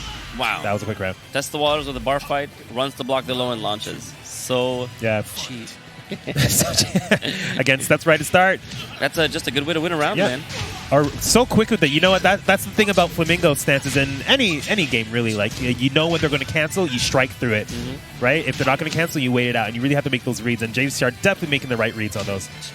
He seems to be crouching in all the right spots. Absolutely. And he's not overcommitting. Notice he's not punishing with a launcher. No. He's crouching and punching with a wall standing Pushes him to the wall, takes him off the wall, trying to reach to another wall. Wow. That's where you Great wall living carry. on the wall. Down 1 to finish that round. Safe mid plus frames for extra pressure after. Just nice choice. Nice choose, as the Japanese say. Oh, wow. So you him. can't attack that. No, Sri. An unblockable shenanigan. No, Sri, former Bob. You cannot attack that. And wow, JDCR turning it up, man. Yeah. Way more aggressive than I thought he'd be. And again, with the perfect punish. Yeah. Well, he's noticed that he doesn't have to hold back, so I don't think we're going to see any staggering from JDCR. Wow. Just slight crouches. Mini micro crouches over and over again. And every high that he crouches or every low that he blocks, he went for a while standing 1-3 punish. Every time. Right. It's fast punish. And knocks down. He's not focusing on it's great damage. Not going to focus on, I need a launcher here. I just need the damage. Yep. Get rid of the pressure. I have a feeling it may high crush as well, which means he's probably safe against the Flamingo tick-tick kicks. But we'd have to check and see. I'm curious to see if Alpha will throw that out to catch him. What was interesting is the only time he threw while standing 2 launcher was on the low kick off the ground, where he specifically knew that the guy was face down, feet towards. And that becomes launch punishable. Yes. So very smart play by JDCR. Alpha switching the stage. Let's see if he... This is a popper stage today. Huh. Dragon's Nest. I mean, Spooler's favorite stage and now Alpha's favorite stage? I guess so. Surprising. Okay, let's see if Alpha can make an adjustment and maybe do a little less highs or maybe mix up his strings a little better. Looks like he's starting to space a little bit more before he throws in the move. Yep. But again, sidestep duck. JDCR, and you know what? It's a good strategy because, you know, unless you're a Horong player who's not going to start with the down 3 for your mix-up or 1-2 with your mix-up, there's really no reason for me not to sidestep duck. So JDCR, again, in full control right here. Alpha going for the skyrocket. Not working out for him. Low parry. Great low parry. It's going to be big damage. It's going to take to the wall. And the wall. No, not the right wall carry, actually. Wow, a JDCR accidental jump, which works in his favor. Accidental. I'm JDCR. There was no accidents here. I planned that jump. See, like I said, if you're going to start your pressure with 1-2 and down 3, I'm going to sidestep duck, and right away he saw it, and right away interrupted with while standing 1. Immediately interrupted. Yeah. It was just a great interrupt. Spotting it. So JDCR is really like just being careful, throwing while standing 1s, not committing too much. Again, there again, not letting him start that pressure game with it. Man, it's good to see old JDCR back. Yes. You know? I was really sad watching him play Armor King, knowing what a beast he is. Yes. So JDCR in complete control. 3 straight rounds, and now 2 rounds up, so 5 straight rounds. Already, you're at the wall. And just throwing running reverse. twos. Oh, if you're going to sidestep, you got to... Oh, yeah. That's unfortunate. Could have been big damage there. Down for 2. Knows that you can't step it that way. Keeps him at the wall. He knew he was going to step. Threw it out to catch him just in case, and he was right. And that's 6 straight rounds. JDCR. One more round. Unflappable. No Maybe the stage didn't work out. As per the use. Just, oh, hey, what's up? You know, I'm just here to play some Tekken. No big deal. Hey. Hi, what you doing, bro? You want to play? Yeah. So get some poutine after? Yeah, exactly. And Alpha kind of sitting there thinking about what he did wrong. I think he needs to do a little more tracking moves and a lot more mids. A lot more mids for sure, because again, he's backdashing, ducking. He knows you want to start your pressure game with your 1-2 Flamingo and your down 3-4 Flamingo, but everything gets crouched. Yeah. There's a weakness, a glaring weakness that he's exploiting. And he seems to block the skyrockets, so I'm not sure which mid. Testing all the strings on him. Knows that he wants to attack and sidestep it, well, for JDCR predictable times. Trying to see Alpha's knowledge. Okay, and again, sidewalks with big damage. Great what choice. Is this? Great choice. He just did 3 pokes in a row, knowing that Alpha would try to turn around. And was unable to. Okay, there's a mid.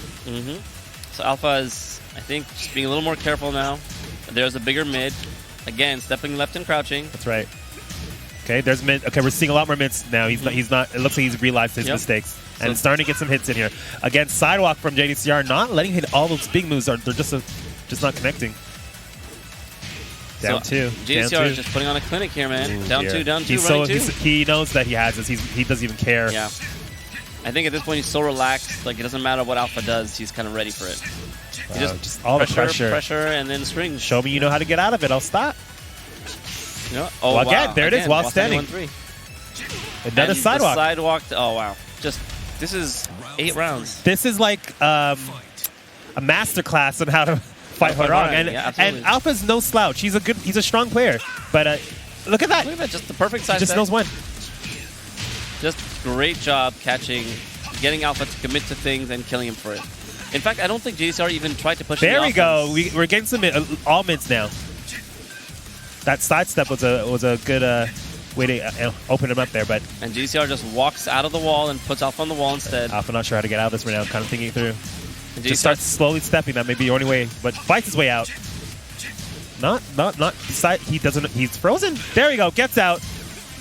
JDCR starts to try to launch that, couldn't get it. Just a bit too slow, and Alpha was kind of ready for it. This is looking like we're going to see some blue stuff soon. I think so. Oh, okay, there's a chance. Conversion, and Alpha gets on the board. That was 8 rounds straight. Woo. Oh. Man, good thing he had 3 matches. Is there a name matches. for 9 rounds straight? I don't know. Big no round brown? And never round brown? You know what I mean? And look, Alpha starting well. All right, so you know what? Alpha may have gotten his adjustment. He adjusted. He's got his groove goes for the back. power crash. Breaks the throw, reverses it, just what he wanted. Alpha's going Stella, getting his groove back, you know what I'm saying? Oh, but JDCR is catching on, and now he's putting up the aggression. Dance. Okay, nice low pair. Takes to the wall. Big damage here. Is it still? No, it won't be enough, but he's going to get one mix-up here. Sidestep 4. 2 rounds, and we're seeing the adjustment now from Alpha against JDCR. One more round to stay in this. So now JDCR is pulling up the aggression. Doesn't want to be on defense as much. Back 2. That's a rare move to see nowadays. Noticing his opponent is catching on, so he's trying to get a little more aggressive. Haven't seen much throws. A nice duck from Alpha. Oh, okay. Oh. Nice low. The adjustments definitely have been made. Yep. So it looks like a real match now. Alpha in the lead, too. But it's JDCR. Any mistake could kill you. So you got to be really careful here. Watch out for back sway blow. To the wall. Watch out for back sway blow. Watch out for down for 2s. And that's going to do it. Side turn, re-wall splat. Big damage. Goes for the Oki. Gets the throw. Great job. That was a good effort, though. We saw some life towards the end from Alpha, but fortunately wasn't enough to close it out and stay alive. JDCR will move on to Grand Finals. He just had too much of a lead at that point, right? JDCR could have done whatever he wanted and lost a game, and he still would have been up by a game. That's right. At that point, when you're that relaxed, it's quite easy to throw out kind of whatever you want and build an offense. Yes, definitely. Whereas Alpha, when you're on the back foot and you're kind of afraid of making a mistake, it's very difficult to come back from that. So props to him, though, for adjusting, absolutely. Against JDCR. He's not out yet. He's going to be waiting in losers finals for the results of this next match, which we have Montreal's last standing. Canada, no, not Canada, not Montreal's. Oh, I forgot. Alpha's Montreal, okay, I apologize. So the Spoodler going up against Speed Kicks. Or will it be I'm Speed really Kicks? I'm really antsy for this match. So, as we were saying before, Speed Kicks lost to Spoodler at Electric Clash. Right. And I'm pretty sure, Speed Kicks being the top player he is, he went and labbed Raven and really watched the replays and sort of figured out what he did wrong. And so I'm curious to see what adjustments he's going to make. And adjustments that he'll be making before the match even begins. Now, will it be a character adjustment or Master Raven adjustment? Because we know in the past, we've seen Speed Kicks struggle against Master or Raven with El Negro at Final Round a couple years ago. Raven can be played so many different ways, it's hard to really get that perfect solution against her. So it should be interesting. El Negro Principio, and he played against... he played Master Raven and Eddie? No, it was Raven and what's Kunimitsu. that? Kunimitsu. That was it. That was the tag days and took down the Lambda boys. Yeah. But that was a while ago. That was a different game, but Master Raven's more of a monster than Raven was. Yes. So definitely. We'll see what adjustments he can make. Are we going to see him run to another character in his arsenal of options? She is definitely scarier than Raven was. Definitely. A lot safer. Yeah. Master Raven was minus 14 to launch punchable, where she's now minus 10 to 11 on certain moves. So big. That's the reason why they call her Master. She definitely knows how to. Raven was the student. He was definitely the student. She's the master. If we ever get a tag 3, I would love to see that team. Dude. That would be the Ravens. Insane. The Ravens. The cool thing, what I like about her is her design is very similar to Raven's. Yes. But they gave her the sword. They gave her the sword. Which I've always been a fan of. And Raven used to use the double swords only in his throw, right? The invisible throw, he'd fly, slice the neck, and come down. That's about it. Whereas she's got the sword and some of her unblockables and other weird things, and it's got a phantom hitbox. So if you ever do the down forward 4-4 into the swirly unblockable, she'll be here and you're here, and she lands she'll come down like this, but she'll still hit you because her sword hitbox is right here. Yeah. It's magical, man. Very magical. It's one of the funny things I love about her. I think we're still getting adjusted here with the players. But it's going to be interesting who Speed Kicks decides to pick in this matchup. Is he going to stick to Horong, which didn't work so well for him last time these two met? Yep. And will he pick Steve, which he's been working with a lot lately? But Steve is not such a good match. In my opinion, I think Master Raven can handle Steve quite well. She has a lot of moves that go under Flicker. She has a great sidestep and backdash, so it makes it hard for Flicker and down for 2 to hit, which are the key tools for Steve, right? So I don't know. She's constantly in a crouch. So back one, odds of it hitting are not that good. Yeah, she's going to go right underneath it. She has a lot of moves to blow it up. He does have a Jin. He does have that a would Jin. be a good pick. I think Jin is a good pick for Master Raven. I agree. So I'm curious to see seeing as he knows Spoodler is a Master Raven player, if he will take Jin for this match. Yeah. I mean, Steve didn't work out for him earlier, but,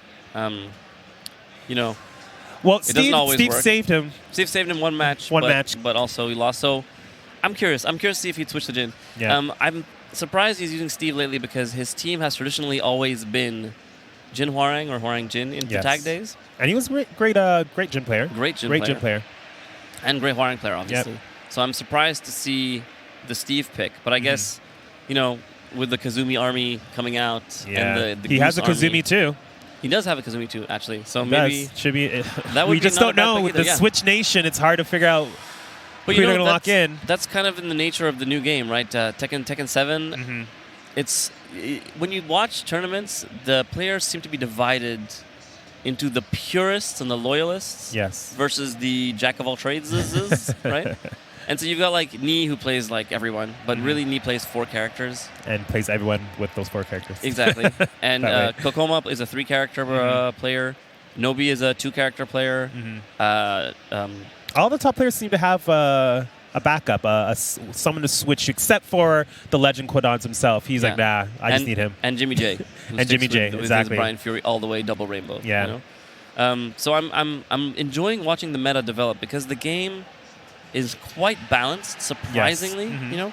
I mean, with all the crazy stuff every character can do, you'd think this game would veer into Marvel vs. Capcom 3 broken territory. But which made sense I'm in not Marvel. against it. I'm not against it. And it made sense in Marvel vs. Capcom 3 because there was so many different ways to play with the brokenness. It made it make sense. It made it fun. Right? Yeah, it made it definitely fun. Yeah. So with Tekken, with all the broken stuff a lot of characters can do, you'd expect it to veer in that crazy territory, but it's not. Yeah. It's so well balanced, and you see like 15 to I would say even 25 characters you being can see used. in top 8s. Yeah, It's you never surprising. know. And every top 8 looks different no matter where you go. Absolutely. Look at this one. We have a Raven player. We have a Asuka player. We have a Paul player. Kazumi. We have Hwoarang. We have 2 Hwoarang players. We have a Lars player. That's our top 8. And we 6 have different characters in top 8. and we also have JDCR with his Dragunov. So we 7? have 7 in our top 8. Do we count Katarina? Oh, yeah, we got a cat in here, too. Yes, we got quite a variety, and that seems to be typical of this game. And that's why this game is loved by so many people. You can pick it up, pick who you love, jump into it, and just have a good time. As long as you don't play Yoshi. Or Gigas. Yeah, except for those few. But to be fair, like you're saying, there's only really 3 or 4 characters you can't take. And out of a cast of 45? Yep. Out of 45 That's still characters, pretty good. there are only 3 or 4 you can't really pick, which means... Season 3 might change all that. Fingers crossed. Fingers crossed. I want to see some more Lucky Chloe. I miss seeing her in tournaments. I miss seeing Yoshi. Yeah. Yeah. If anything, I would love to see Yoshi if they brought back the Tekken 4 costume, the Beetle. Oh, man. The Beetle is my favorite. That was the best. The Beetle. And you know what? Even the Tekken 3 sort of saucer head, I love that was good, too. That alien one where that side throw where he did that split thing. That was the coolest. Where did that go? The throw... okay, so a little bit of lore. The throw is called Clonemitsu. Clonemitsu. And for those of you that have never seen it, it was in Tekken 3 and I think Tekken Tag 1 as well. Yes. And if Yoshimitsu lands a side throw, he clones himself in 2. There's like a cartwheel thing, I think, one of the clones grabs the opponent, the other one stabs him. Yeah. And then the clone that stabs him falls down, and the other clone reaches out his hand. Yeah. And they pull each other up and they hang out. Yeah, it's a pretty cool throw. It's beautiful, but I think they took it out because it doesn't make sense in terms of his move list. He doesn't have any clone moves. That's true. So why not give it to Master Raven? No. It's a Yoshi move. It's a Yoshi move. Stop stealing my cool stuff, bro. Yoshi needs cool I like stuff. to see some more... she's a ninja. I like to see some more of that that Naruto style of, like, hit you, disappear, hit you from behind kind of throws. That would be kind of cool. I would love Make it those. happen. So, we're going into our match. We got Speed Kicks playing the... What is it going to be? We're locked in here. I'm not sure. Splitter taking a last check at his notes. Is he doing it? Yes, We are getting the full Speed Kicks against the Spoodler. The Spoodler trying to win another one over Speed Kicks. So Speed Kicks may have really labbed the match, and for pride is sticking. I think he's sticking with it. I think he knows now that this is the choice. Yeah. Let's not second guess my main. So let's see if Spoodler is still got that strat down. He's been playing as Alpha a lot lately, so I think he's gotten even better in this matchup. Yeah. Now both these characters can wall carry quite well, even on this stage. It's a pretty long stage. Now remember, this is a first to 2, the best of 3. That's right. So Speed Kicks going in hard. not wasting any time.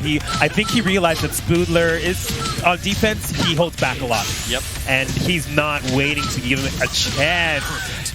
Making a quick statement. First round. So speed kick's just going in, kicking ass, chewing bubblegum. But okay, low parry. You gotta know Great that. timing. Of course.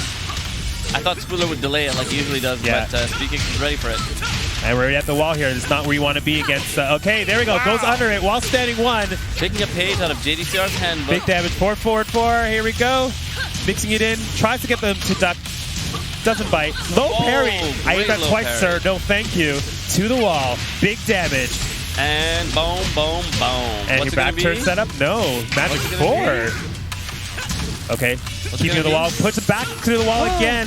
Breaks it and down back four to finish off the round. That was a close one. Speed Kicks went for the launch punish low, but at that point it didn't matter because any hit was death. Right, so. Running three. Speed Kicks definitely has the game plan here, and it is to run you over. Yep.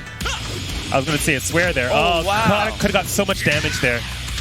Oh, but of course he dropped it. This is a new setup I'm seeing from Speed Kicks a lot lately. Yeah, so the way it works is when Hwaring is back turn, he can do his right grab, and that counts as his back turn, like both punches throw. Right. Oh, and that was a quick more specifically, I'm seeing him doing it after certain knockdowns, which seems like if you get up incorrectly, it might actually force the hit on you. I'm not too sure. Well, what's special about it is he's got a two-way grab mix-up off that. Absolutely, on the post block. So he switches to back turn. If he does a right grab, it's both punches.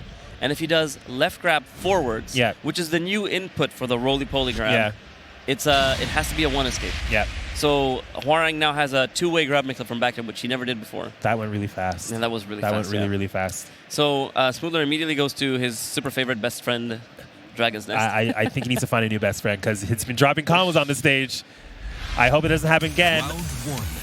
He knew what he was doing, but he just got overwhelmed. So let's see if he can slow down the pace a little bit. Confidence right now from Speed Kicks. We're not. You're right. We're not seeing Spoodler space out. We're not seeing him doing the backdash, backflips, and all the ninja cool stuff to kind of make Speed Kicks rethink his spacing. He's just going in another perfect. Running a train, man. I think not Speed Kicks is out for revenge, man. Out for blood. Stay in your face. You can't do it. Oh, Magic 4 though. Fine smart. We're definitely going to the wall here. Big damage. God, I love Master Raven combos. What a delicious combo. There we go. Okay, again, repositions him back to the wall already. Spoodler's trying to start something, not giving him any chance to get anything. Oh, no. Hunting hot. It's okay. He missed the first hit, so it's way less damage. But what's going to be? Okay. And Spoodler not hesitating this time, pressing a button. There you go. Now he's starting the mix-up. That's the mix-up. That's Loud Frame advantage. So one round apiece. Second game, looks like Spoodler's got his bearings back. Okay, not much spacing coming from Spoodler, but that could have been a lot worse had Speed Kicks realized what move he did. Look at this combo, and Spoodler, man, he's been playing from the wall, and this is another perfect. That's two perfect this round alone for Speed Kicks. Every round's gone the same way, man. Speed Kicks got a launch, takes him to the wall, and kills him. Spoodler needs to be a bit more careful. You're absolutely right. Oh, the drop combo! Okay. Lucky. Is this the opportunity he needed to come back? Let's find out. Okay, he's really trying to push these back turn combos. Doesn't go for the guaranteed damage. Looking for that counter hit. Backdashing. Gets it. Side turn though. Is this gonna kill him though? No. Is the wall gonna ruin his? Yes, it will. The wall found his way. There we go. Dragon's Nest. Okay, I got nervous there. His best friend, man. I'm telling you. I want to see some black holes. Oh, okay. So maybe too much of the 4-1. But look, he blocked the. There we go. He blocked. There we go. JFSR. Did he hear me? There we go. Love that move. That move is dangerous. Okay, quicksand. It's changing. Killer B again. Reverses the direction where the opponent thought she was going to be. Rage What's the mix-up? He just. Low parry. Oh my God, he's going to that sidewall. Okay, the stage is working out in his favor. You're right. Great job, Spoodler. Up for 4. So Spoodler answers back. I think the black hole is what gives him his energy. He did one. He's like, okay, I'm loose now. I'm loose. Let's do this. I agree. One black hole. One black hole, you just get sucked in. You know? You just get sucked back into the game. I feel like we should find some cool metaphors for this. One black hole sucks you back into the game. I don't know what you're talking about. It's like a vortex. It's a vortex.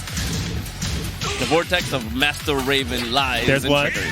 and it gets her the right space that makes you scared to come in. Because once you get that space, he can throw pretty much any move and catch you, right? So you got to be really careful. But now it's back to the wall, not where he wants to be. Are we going to see another perfect this round? This is where Spooler's been living. There it is! Black hole. Oh, that wall.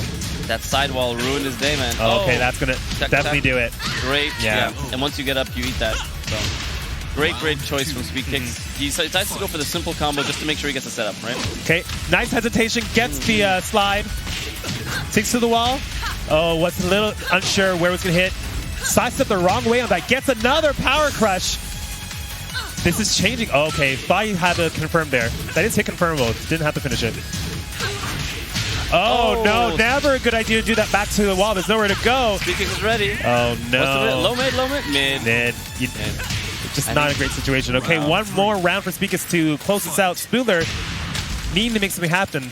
Tracking move to keep him honest. Wow, he just did a 4-1 again. Just went right into. He hasn't. Oh, okay. Luckily, not a hard punish. It was okay. He got lucky there. Does another low. But Spooler, unflappable, still going for those lows. Not worried. Like, nah, you know what? Just because you blocked one doesn't mean you blocked them all. no punish on the power crush there. I think he's a bit nervous. Definitely. Because his life is he's on the going line in. Here. He's not trying to make him crazy mistake. But now he's in perfect position. Breaks the 1+2 throw. Power crush again. Or we see Killer B. I love that move. While standing. Great choice. Great choice. Oh man, I thought it was a low. I can't breathe. And Spooler, still enjoying himself, Beautiful. still throwing his Master Raven craziness, which we love. Okay, getting the power up from the black hole whip. Just so hyped the way he plays. Okay. Oh my gosh, jumps over the low, gets the damage he needs. This is exactly what he needs. Gets out of the corner, goes for a mix-up, goes for a baseball slide, but still Snape could have done another one, you never know. That's true. Oh no. Really trying to force that. Okay, next hit might win this.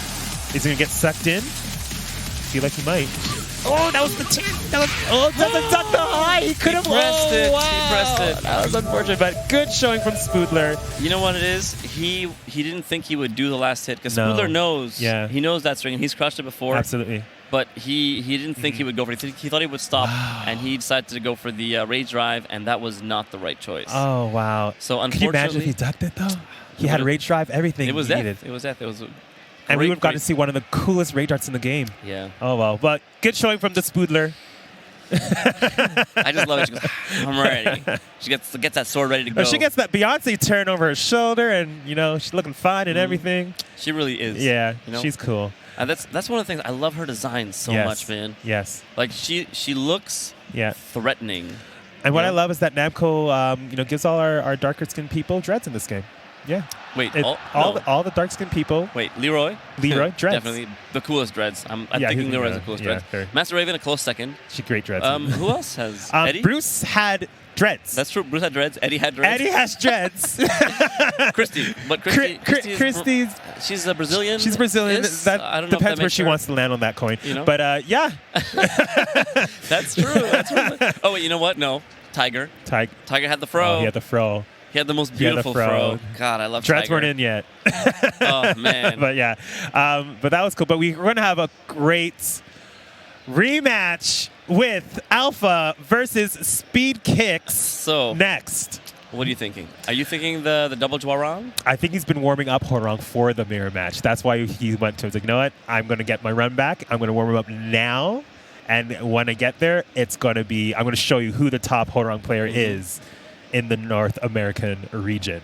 I'm really excited to see this mirror match. Like I've been thinking about it since yesterday. Yeah. And I was like, please, I really hope to see double Hwoarangs. It's going to be great. And then you guys disappointed me.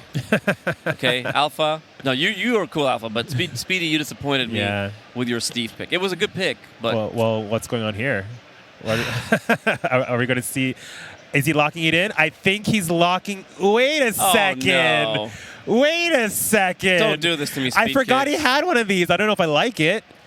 I'm going to be honest with you. As a Miguel player, yes, I feel like his Miguel is a bit lacking. I'm going to have to agree with you on this. And it's not because he's a bad player. It's just the way he plays Miguel specifically. Oh, he's playing with us. Don't do this to me. Okay. Come on, Speedy. You know what? There's got to be a timer on this. Okay, we're gonna lock it in. It looks like we're not gonna necessarily get the mirror match right now. It may be, maybe he knows something. Do you know something? You're a Miguel player. Is this a good matchup for Miguel? I mean, Miguel can throw back ones like Steve, Yes. but they're 11 frames instead of 13. And they have short range too. They have gimp range, but when you throw a back one against Hwarang, Hwarang is up close. He's rarely going to be outside of that range. He'll be throwing strings or something. Oh no, we're getting Steve kicks now again. Okay, so I think he's going to go with the Steve kicks. I guess he feels this is a better matchup against Hwarang. He had several rounds there, matches to see what he did wrong, think about it, make the adjustments.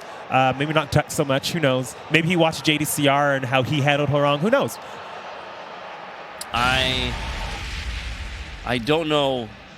Well, it's not a bad pick because the match was close. Mm-hmm. But it was close, but it felt like Alpha was in control. Yes. And I'm not sure if that's a player thing or if it's a character thing. Yeah. So let's see what happens in this match. I'm curious to see if Alka can retain that control or if Steve Kicks is going to take over. Right away, starting with the down 3-4 for the pressure. And now Alpha's got a little bit of damage. He's content not to press. He doesn't want to eat that back one, man. Throwing those frames. Oh, down for one, just out of range. Again, keeping him out just like the first time. Not letting him get into that space that he wants to be in. Alpha being down for one. We weren't seeing that so much last time. Was that the read? Cha-cha! Dang. That was a nice read into backdash. First round. Or as we call it, bitch kicks. But it's backlash. Okay, sidestep low parry. He was an attempt there, it looked like. Oh, another with a parry. You don't see it that often, but we've seen it a lot from Alpha. Yeah. Trying to deal with the Steve pressure. Stuff, man. Back one. He saw the stance switch, like, no, sir. Not today, Not Satan. fast enough here. Oh, and Alpha dropping the punish, trying to counter with the parry, not working out for him. Okay, letting him whip. Opportunity to go in. Breaks the 1+2 this time. Just wants to switch sides. Absolutely. And that's the right choice. A lot of the Montreal players, and I've spoken about this, when in doubt, when you're losing, and your back's to the wall, throw the grab that you want them to tech. That's right. And so it's so Alpha really being careful here. He doesn't want to eat another back one, but Speaker's just keeping him out now. Content to just sit on that lead. And look, any whiff, and he was ready to punish. Sonic Fang closing out the round. I think you mean Sanic Fang. Sanic Fang. Or Sanic Fong. So Alpha throwing the high crushes, not pressing too many buttons, doesn't want to eat the back one, throwing a couple of lows. Down for one in sidewalk. Again, Hwarang doesn't have the best tracking moves up close for his quicker moves. Just dashing in and throwing down 3-4s, that's man. the best way to deal with it. Making that timing adjustment. And then catch him staying down. Oh, come on. Kicking a man while that's not legal. Kicking a guy while he's down. Ooh! Back 3 plasma sword. What a read. I think it was a mistake. He didn't want to do that. He's shaking his head, looking at the camera. That wasn't me. So counter into punish, but Speed Kicks knows he doesn't get enough frame advantage to press his advantage there. So Alpha just sort of not pressing too many buttons. Ran in with the back one. Starting the mix-up. Peekaboo, we haven't seen much of that. You know what? Hwarang players love to see if you can handle this mix-up, but Steve players want to know, can you handle this peekaboo game? Yep. And Steve Kicks 1-2-1s. Alpha trying not to press too many buttons. It. What's it going to be? Mid. Stop! And Alpha takes it again over Steve Kicks. Okay, this is not working out. Are we going to see it? Give the people what we want. What you gonna do, Steve Kicks? What you gonna do? I think we're gonna see Miguel. Are we gonna see Miguel Kicks? Miguel Kicks. Mig Kicks. Okay, and so Alpha locking it in as usual with his Hwarang. Speedy, are you gonna make me a happy man? He is warmed up. He is warmed up. He could use him. Come on, man, there we go. There we go. Finally, we see the Alpha very mirror. happy for this. This is what he wanted. I think Alpha is ready to prove. He's ready. He is the superior. But you know what, though? When you are a high caliber player of your character like Steve Kicks, Speed Kicks, sometimes you get lost in your own head in the mirror match. You're true. This is what I would do because it's the best option, and they don't do it. And you're like, what the hell and is it throws you off. Yeah, you're right. So that could be why he's been avoiding it so much. But here we go. We're back on this stage again with the Hwarang mirror. With the mirror. Speed Kicks rocking the cape and the eye patch. Oh wow! Goes with backslash. Alpha rocking the classic Hwarang, and Speed Kicks is on the board. There we go. That was a statement. Quick statement from Speed Kicks. Alpha nodding his head in agreement. Alpha wanting to be the alpha dog here. I see you. Speed Kicks going for the cool low jab. The cool mix-ups. Do Horong players know how to handle their own pressure? I don't know. I don't think so. they seem to just be eating it. They're so busy throwing it out so much that they don't have to deal with it. You know what I like is both these players are throwing the just frame skyrocket from left foot forward. Yes. Which a lot of Horong players can't do. So it's nice to see just delicious. Duck it. Yeah, they know to duck it. Oh, parry himself. Oh, and he answers back with a down forward 4-1. 2 rounds on the board. He's like, I can show you how parries work. Is Speed Kicks the true Horang? Or is Alpha the true Horang? Ooh, nice duck. Great crouch on the backlash. It's a shame he can't get much more than that. You know, I say it's a shame, but then I'm going to eat it one day and I'm like, I wish they never gave some. And Speed Kicks is going in, pressing buttons, what a whip punish. Waiting for the whip and back 3. And now Speed Kicks with Alpha on the wall. This is just going one direction. Maybe Alpha got what he wanted, but he's regretting it now. Oh, he thought it would be down back 4 into the tic-tac kicks. Hey, Alpha's still happy. He's like, hey, this is what I wanted. It's the experience I was going for. So Alpha laughing and nodding his head. Speed Kicks like, yeah, I got this. I am a Horang. But Alpha, you know, he's nodding his head. He's having a great time, but he needs to focus right now. What do I need to do to change it? That went far too fast. It looked like Alpha was just giving Speed Kicks space. A lot of respect. To take over the game. And once it's Horang, so if Horang starts with his aggression, maybe that's what he's thinking. Maybe he's done his homework and he's thinking, whoa. I know the holes. Why is he doing that? I mean, I wouldn't expect that. And from Alpha him. switching to Dragon's Nest, the best stage apparently. Whoa, goes for a launcher early in the match. So Alpha going for Alpha getting the advantage now, but Speed Kicks answer Flamingo with Flamingo. I love it. You ever watch like those real like combo that was good. Video. Those real like tournament matches, like the Taekwondo tournament matches are intense. Yeah. Oh. Wow. And Speed Kicks just relentless with that pressure, man. Gets him on the wall. Is that 4 rounds straight? That is 4 rounds straight. Oh wow, he let him hit that toe kick again, cost him launch. Same as the JDCR, that toe kick cost him the match, man. Yeah.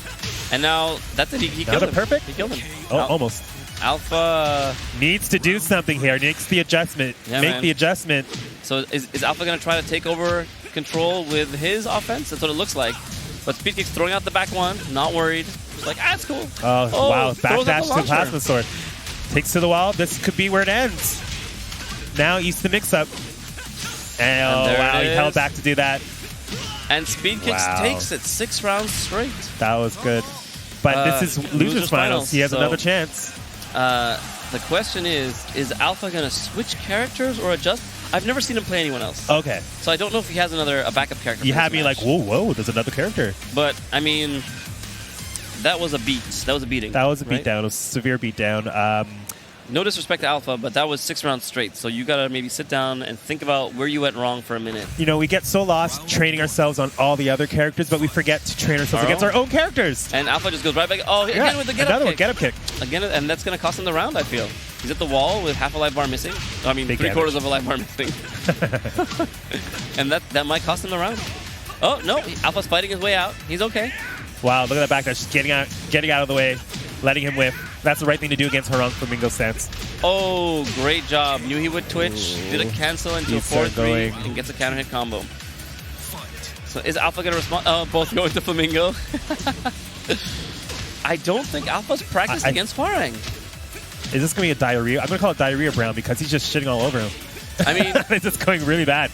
I think, no, this is more like a never round Brown. Oh, boy. This is a never round Brown because it's 6 rounds in a row, 7 rounds.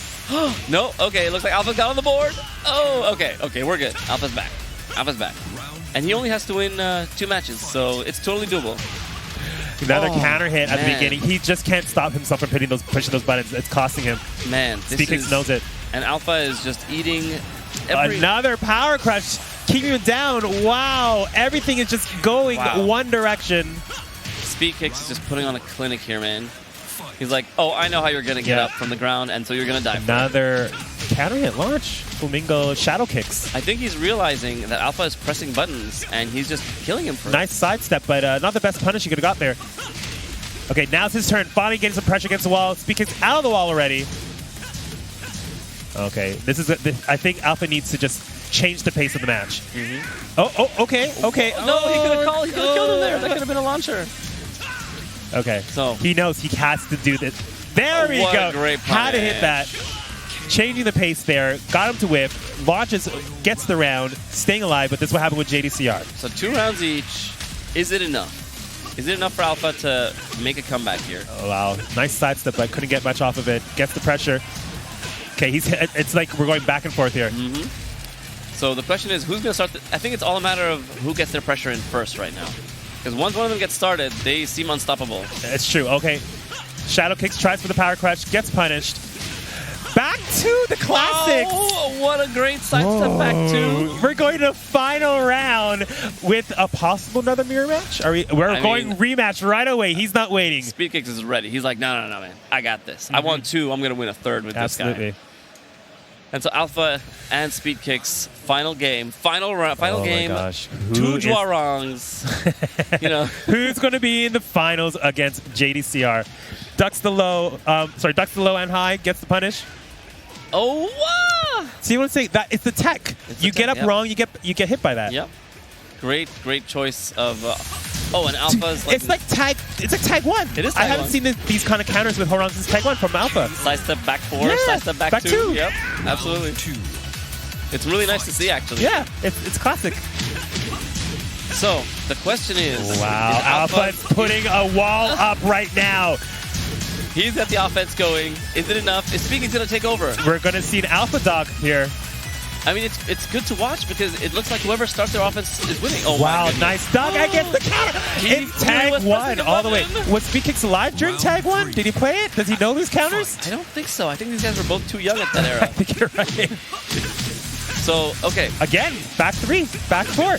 He tried it again. But Speed Kicks is ready. He knew he was stepping towards him, so he did right before 4-4. Oh, missed the combo. That's so rare. But gets the knockdown. Oh, Alpha choosing the down 4. Great option there. Great whip punish. This wall, though. Okay, drops the combo. Gets it again. 2 drops in a row. Interrupts it. Gets his own rage drive. Stays alive. Rage drive into rage drive? This is crazy. Okay, let's see what we got here. Alpha going with this pressure. Classic 1, 2, 3. So it looks like Alpha's, I mean, I don't know who's in control right now. It looks like Alpha's reverting back to his old style there. And they're both jockeying for control here, right? They're both wrestling. Alpha really wants to finish this out. There's only one key, but they're both fighting for it. So down for 2. And Alpha just a little too antsy. Speed Kicks ready Are you ready for this? Take him for final round.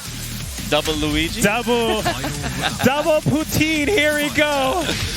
Oh man, here we go. Okay, so Speed Kicks getting the first hit in, but Alpha, look, brawling. Look at them, just fighting for control. Neither of them is willing to give an inch. Ducks the high.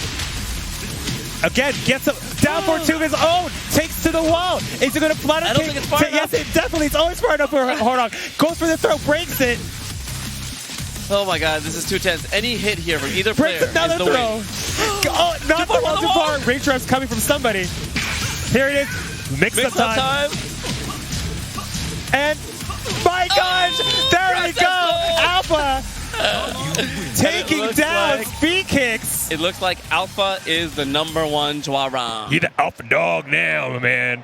Great job, guys. he's a fan of Speed Kicks, obviously. To get today, this tournament, it's been like facing your challenges, the people who've shown you how to play this game, who's been an influence for you, and for you to overcome them in tournament, and it's a great thing to see. It's heartbreaking for the person on the other end. It's really hard. But it's a great thing to see. I thought that was such a nice match. So close. Last game, last round. Yeah. Both fighting for control. They both had like a quarter of a life bar, and they duked it out. They duked it out. Like brawling, like in a bar fight. Like I said, Taekwondo matches. I don't know. So here's Alpha taking control and beating Speed Kicks and Steve, and really, showing him that again, Steve just wasn't the idea. The right choice, yeah. And so then we have Speed Kicks answering back and winning 6 straight rounds. I think it was a little bit more than that. More. So here's Speed Kicks up with 3 rounds, and now again with 2 rounds, and then he gets that combo, kills him. Alpha shaking his head. I love the passion. And Speaking was 1 round away from winning One round. and Alpha came back. It was that Steve pick. It was that Steve pick. Yep. If you had look taken at that. Barang at the beginning, Went for the back 2. Oh, went for the back 2, and unfortunately wasn't enough to finish it. Ending it with a hell sweep. Crouch dash down back 4. Or down 4, sorry. So Alpha getting into our grand finals against the one and only JDCR.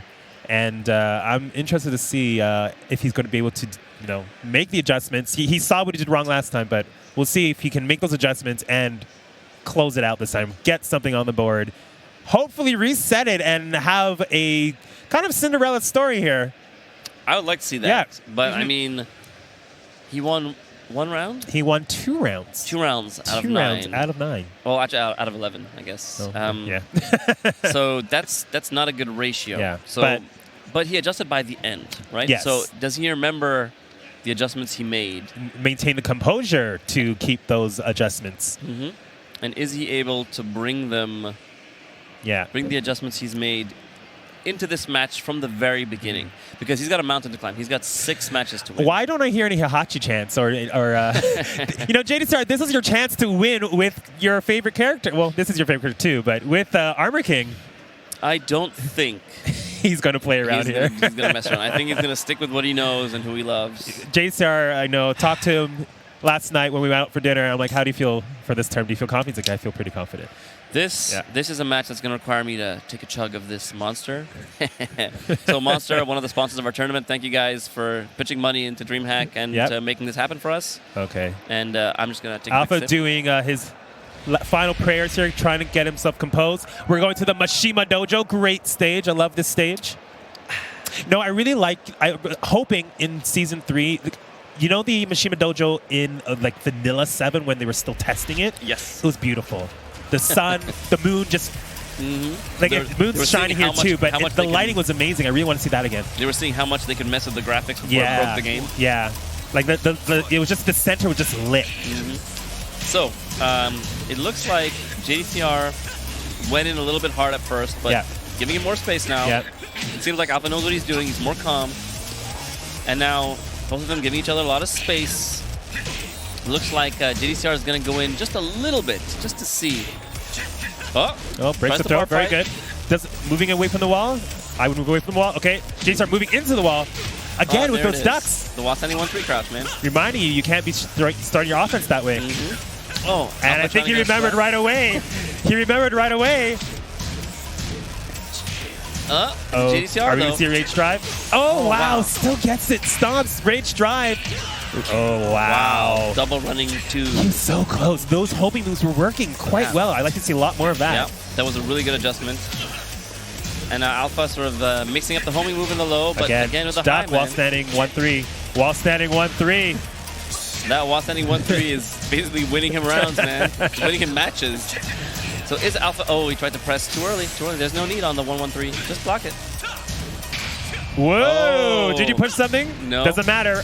I'm safe no matter what.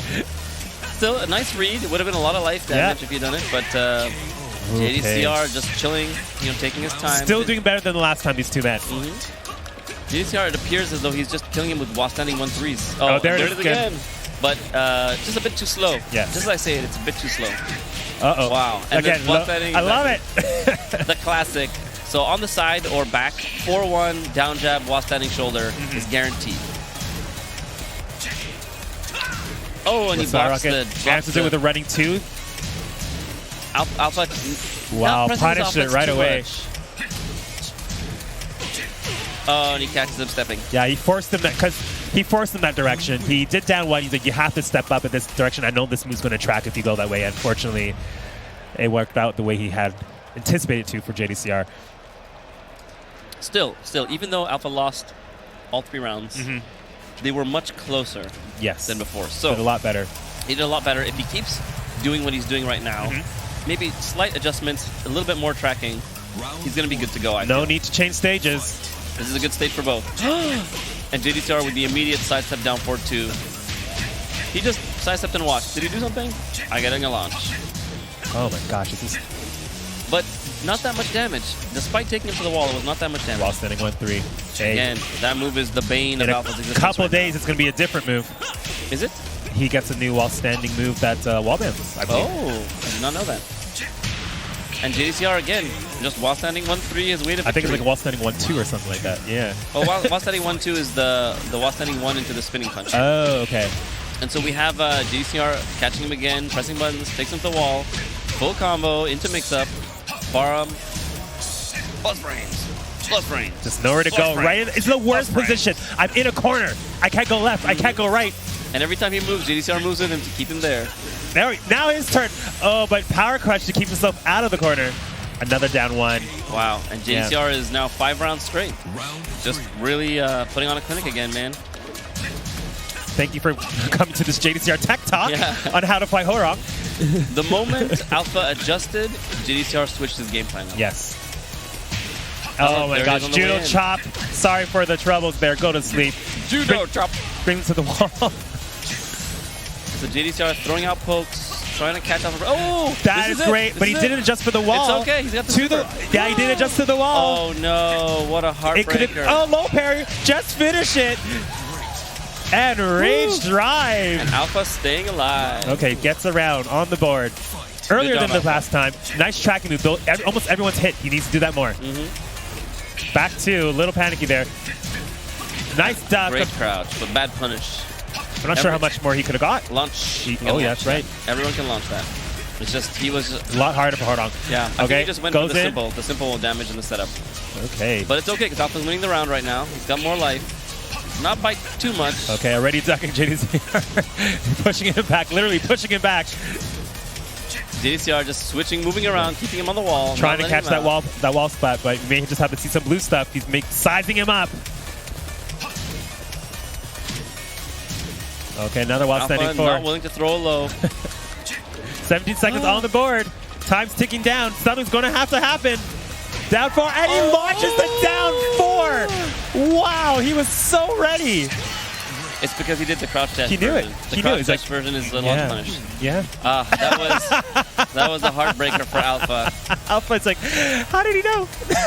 How did he know?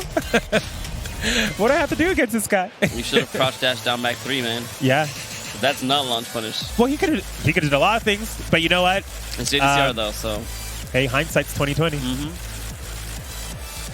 That was just a very, very nice punish. Yes, like, it was. It was a beautiful punish. No. But you know what? It's like I was saying yesterday. JDCR likes to put himself at a range where he knows all your best options. And in that situation, he put himself at a range where the best option was crouch dash low. Yeah. He blocked all the mids, and he's like, well, now he's going to go for a low. It became a situation where Alpha was, I need one more hit, and he was just slowly dashing in, checking him with the while standing forwards, checking with the while standing forwards, trying to get a read, and I think that may have gave JDCR the idea of what he wanted to do. I feel like if he had just gone in, if he had just run away or blocked, because there were only 17 seconds left on the clock. It's hard to run for 15 seconds. It is. Especially with some rage and some rage drive. The Darganov rage drive is very scary. Okay. So JDCR again with a while standing 1-3. Alpha just trying to, fight his way out of this pressure, but it doesn't seem to be working. JDCR just going in. I nut that, but almost hitting 100%. This isn't Alpha versus JDCR. This is Alpha versus while standing 1-3. I feel like that's what's going on right now. It's Alpha versus while standing 1-3. And so... Okay, another duck. Another duck into launch. JDCR just knows Alpha's going for those highs. Yeah, he just... Once you have the read on how someone wants to start their offense, it's hard for them to do anything. Yeah. And JDCR is just not afraid to just chill out, hold that down back for a second, and watch the high whiff before launching. It's really impressive. Wow.